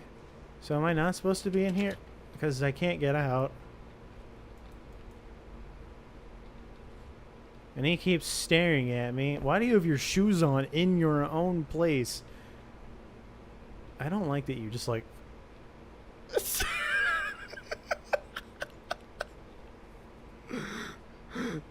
Why does your neck move in like that? Dude, I bet if I could go further in, his head would actually just like roll into itself. I'll take a few of your batteries, I guess. What the? I borrowed VHS, How to Repair Elevator, to Miss Kosianova. She wasn't home, so I threw it in her mailbox. Okay.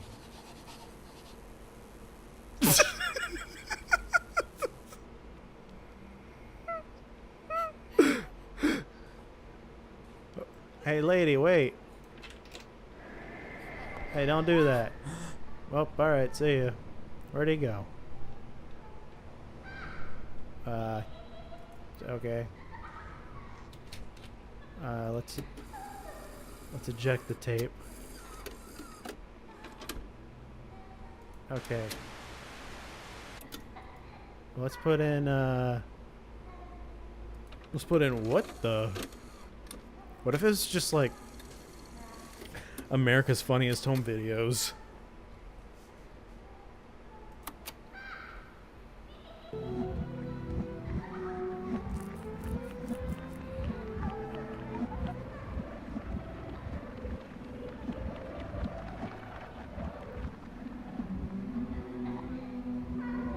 What the?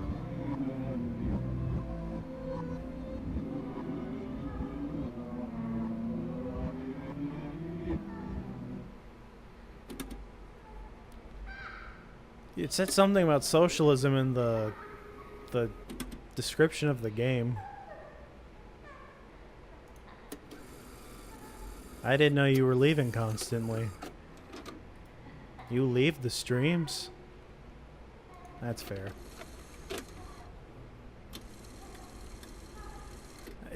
Just Wolf is fine. I would like it if he changed his thing again, but oh wait, I don't want this. Okay, the other VHS. Weirdos. Alright, see you later, poopy stinky Cassie. Until next time.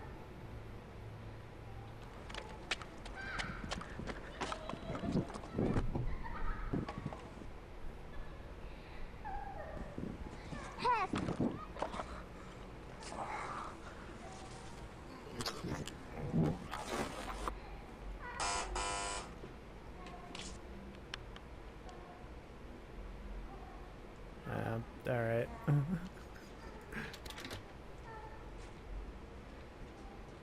This person's jumping on the bed. Okay.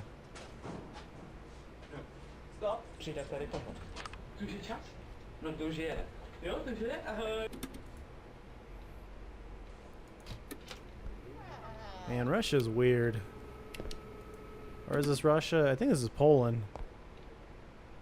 You know what? I'm not exactly sure anymore. Let me check.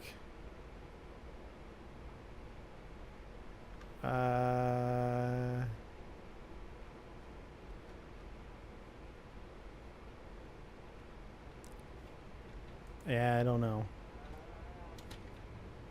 Good about socialism from people that lived under it. I haven't heard anybody enjoy anywhere ever that they live. I feel like everybody just hates everywhere. Is anyone out here? Obey the rules. No. Can I leave this room now? Nope. What's in here? It's still the stool. What's in here? No one. Oh, good. I can finally leave.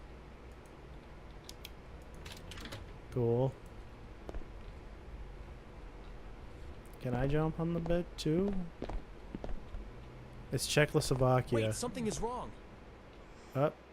Oh god, now I'm in the... Why am I in the back rooms?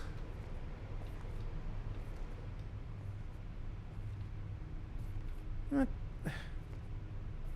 Why am I in the fucking... Oh my god, where am I now?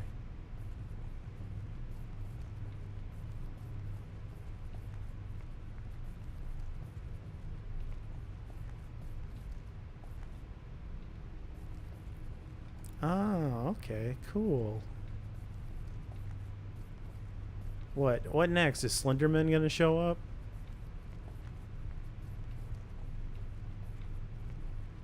Freddy Fazbear's gonna come after me?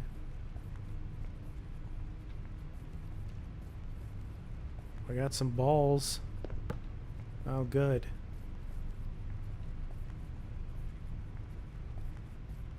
This game sucks. Oh my god.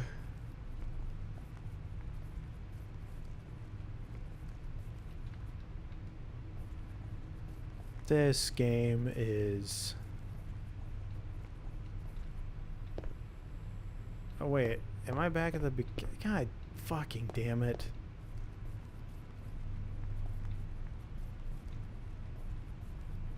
I'm gonna get out of here eventually.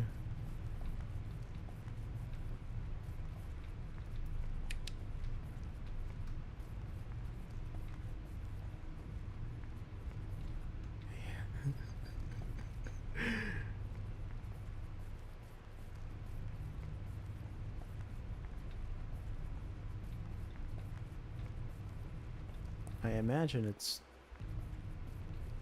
Oh my god. What a terrible audio loop.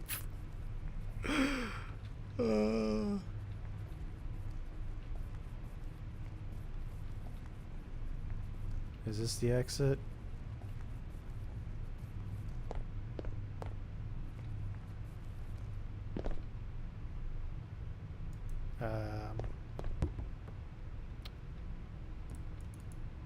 You would think that this might be something important, but you'd be wrong.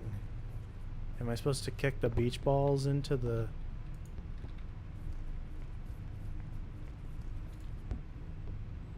Please don't tell me that's what I'm supposed to do. I saw a beach ball. Oh my god, I bet that's what you have to do.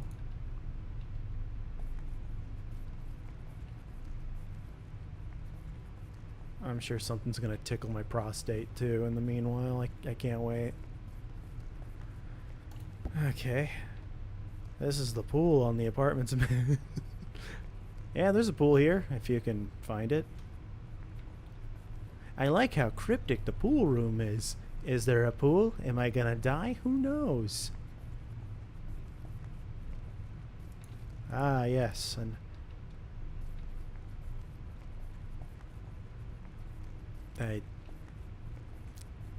you know, it's been a really long time since I played an absolute dog shit game, but this one's doing it. Ah, good. So there was no way out.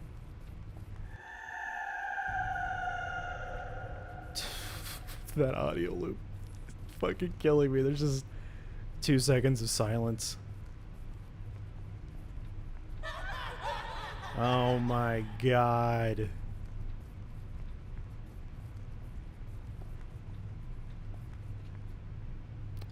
All right.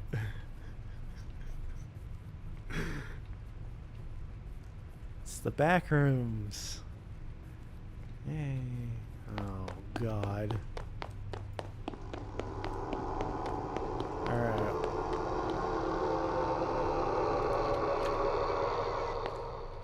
Alright, cool. Alright, we have room key 21. I guess that door was there the whole time. Can I just leave?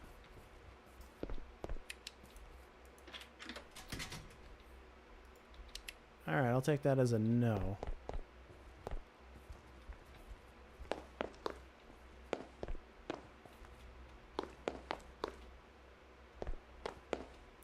Yeah, but I wanted to see if there was something creepy there. Oh, wait. Okay, I have a room key to 21.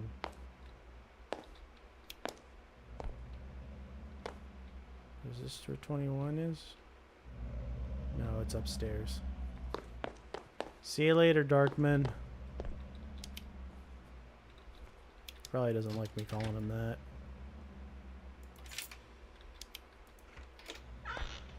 Oh.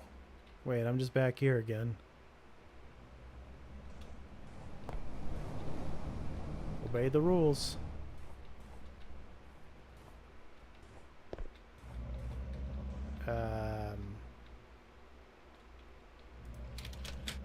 I thought maybe there'd be something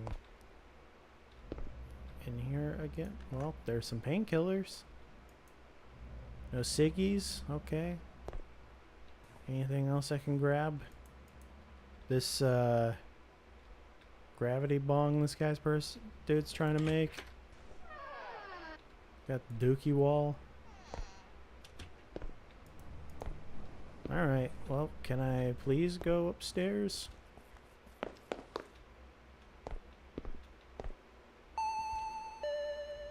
Oh my god.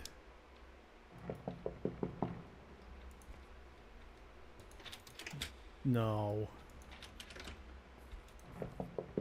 Dude.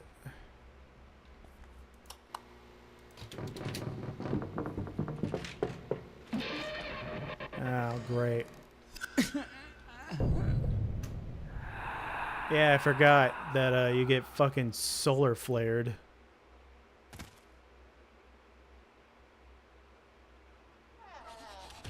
Great, where am I now? Ah, cool. I'm down here. Can I use the elevator? No. Okay. I finally left this weird place. Weird spelled wrong too, okay? Okay, find an open mailbox, maybe? Okay.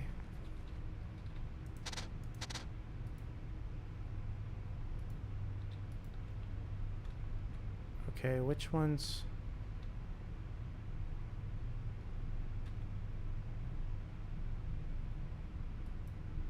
Who lives in 20? It just your apartment key also open your mailbox? Okay. Well, oh my god, now I gotta go find out who the fucking dude's name is.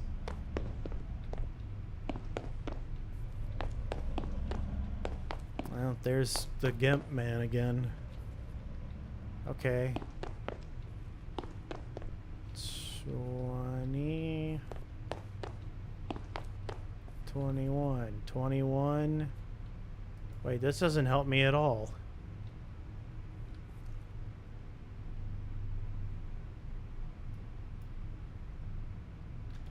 Does the key have a name on it?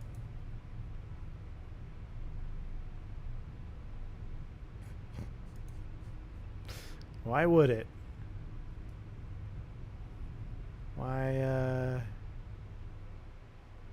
Why would it? That would make too much sense. Because no, do you have to end up using the key? So, do you have the key anymore? You do. Okay, so then... Because then you try to play the...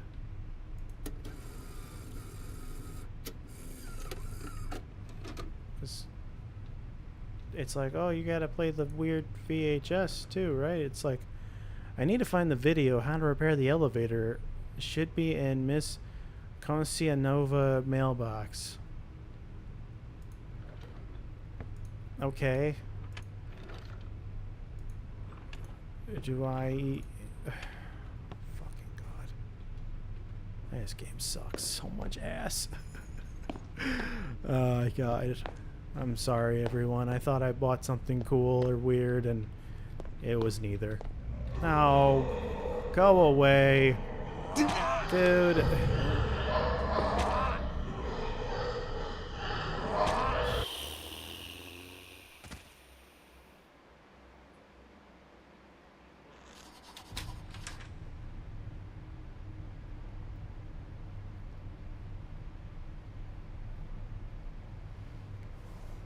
I'm gonna try to open that mailbox. Actually, how much longer do I even have in this game?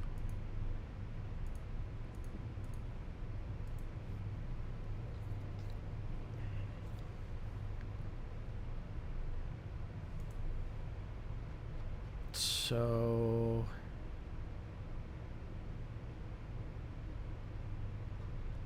let's see...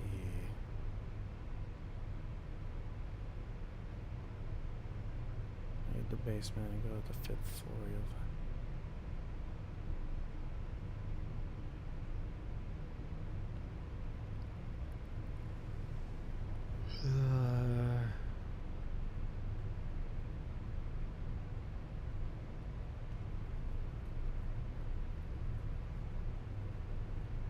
Okay, after leaving the back rooms, room 21, according to the note, go to...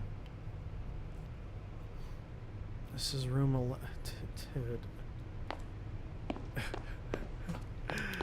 I can't do this. Okay, so it says room 11 is where I'm supposed to go into. Her key apparently is under the doormat. Okay.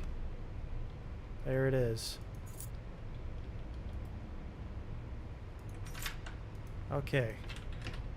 We open the door. That is... what the fuck is this? Is this AI art? This looks like shit. God, that audio is terrible. Mailbox key. Awesome.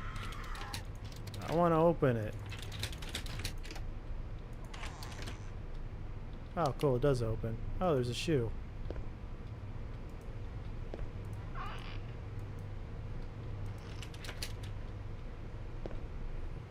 Okay, and then we go down the stairs to go to the mailbox. It's in, I think it's at Cassianova. Or is it this one?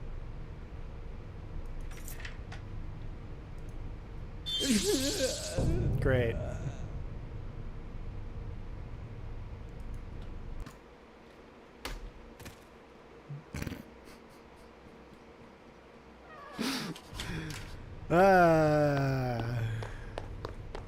Great. Cool.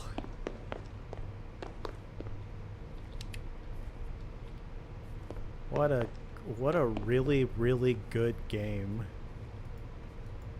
God. Tonight's been a couple of stinkers. I'm sorry, guys.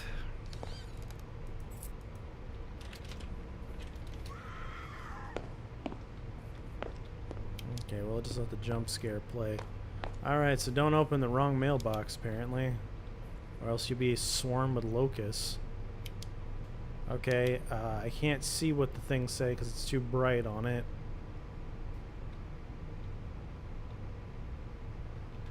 Alright, and then it says... it's the animal that isn't painting it. Rat, bat, spider, fly. Wait, I did open up rat.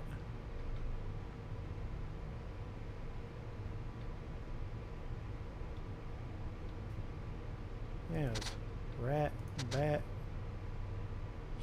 spider, fly. Man, I opened up the...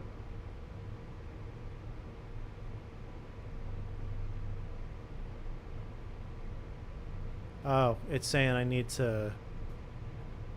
I see what it's saying. I gotta open up the one that has the thing. And it's this one. Wow. Elevator instructions. Oh, good. Something fell. We got the steel pipe meme dropping. What the? Oh, god damn it.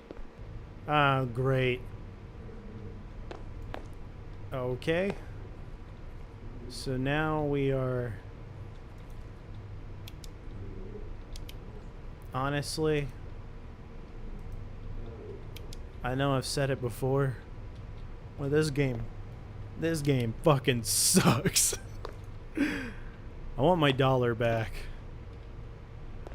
I want my hard-earned $1.74 back. Oh, okay.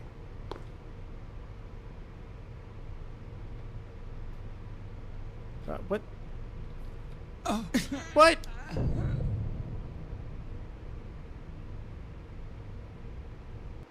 I really need to focus. That's what it's...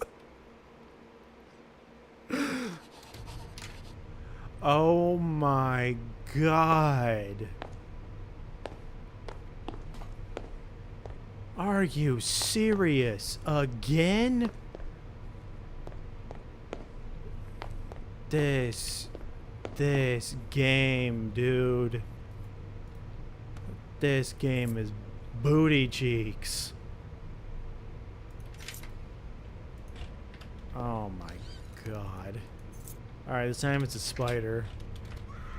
Is that AI? I bet that is. Oh yeah, that's definitely AI. That looks like shit.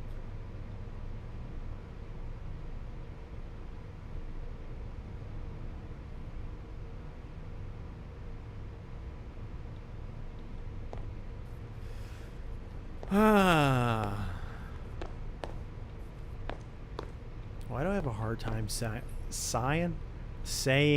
AI?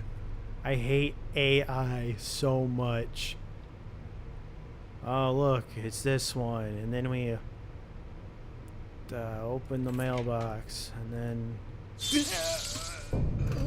was that not the spot? Whatever. Fuck this. I'm done.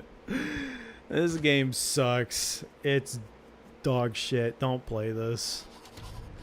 You're never gonna play it anyway, so it's fine.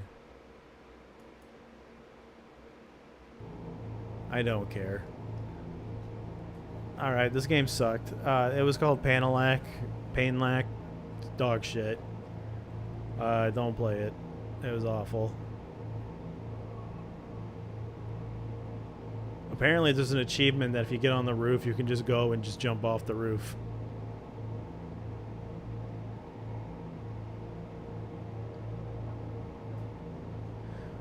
Oh, apparently... Hold on. Hold on. Hold on.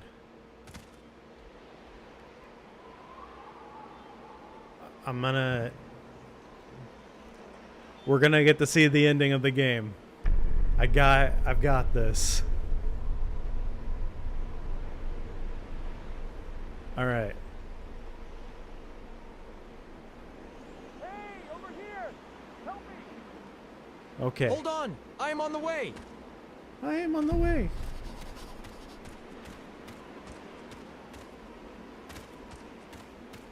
Okay. We're just gonna go to the phone.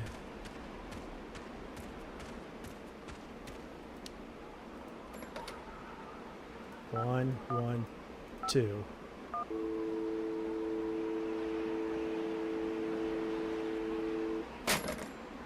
Wait, hold on. 1, 2. Emergency. How can I help you? There's a man on the roof. There is a man on the roof calling for help. Hold on, we are sending help right now.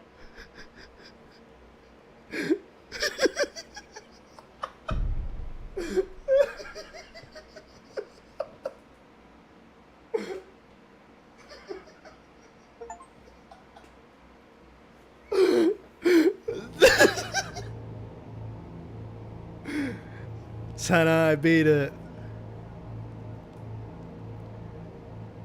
Oh my god.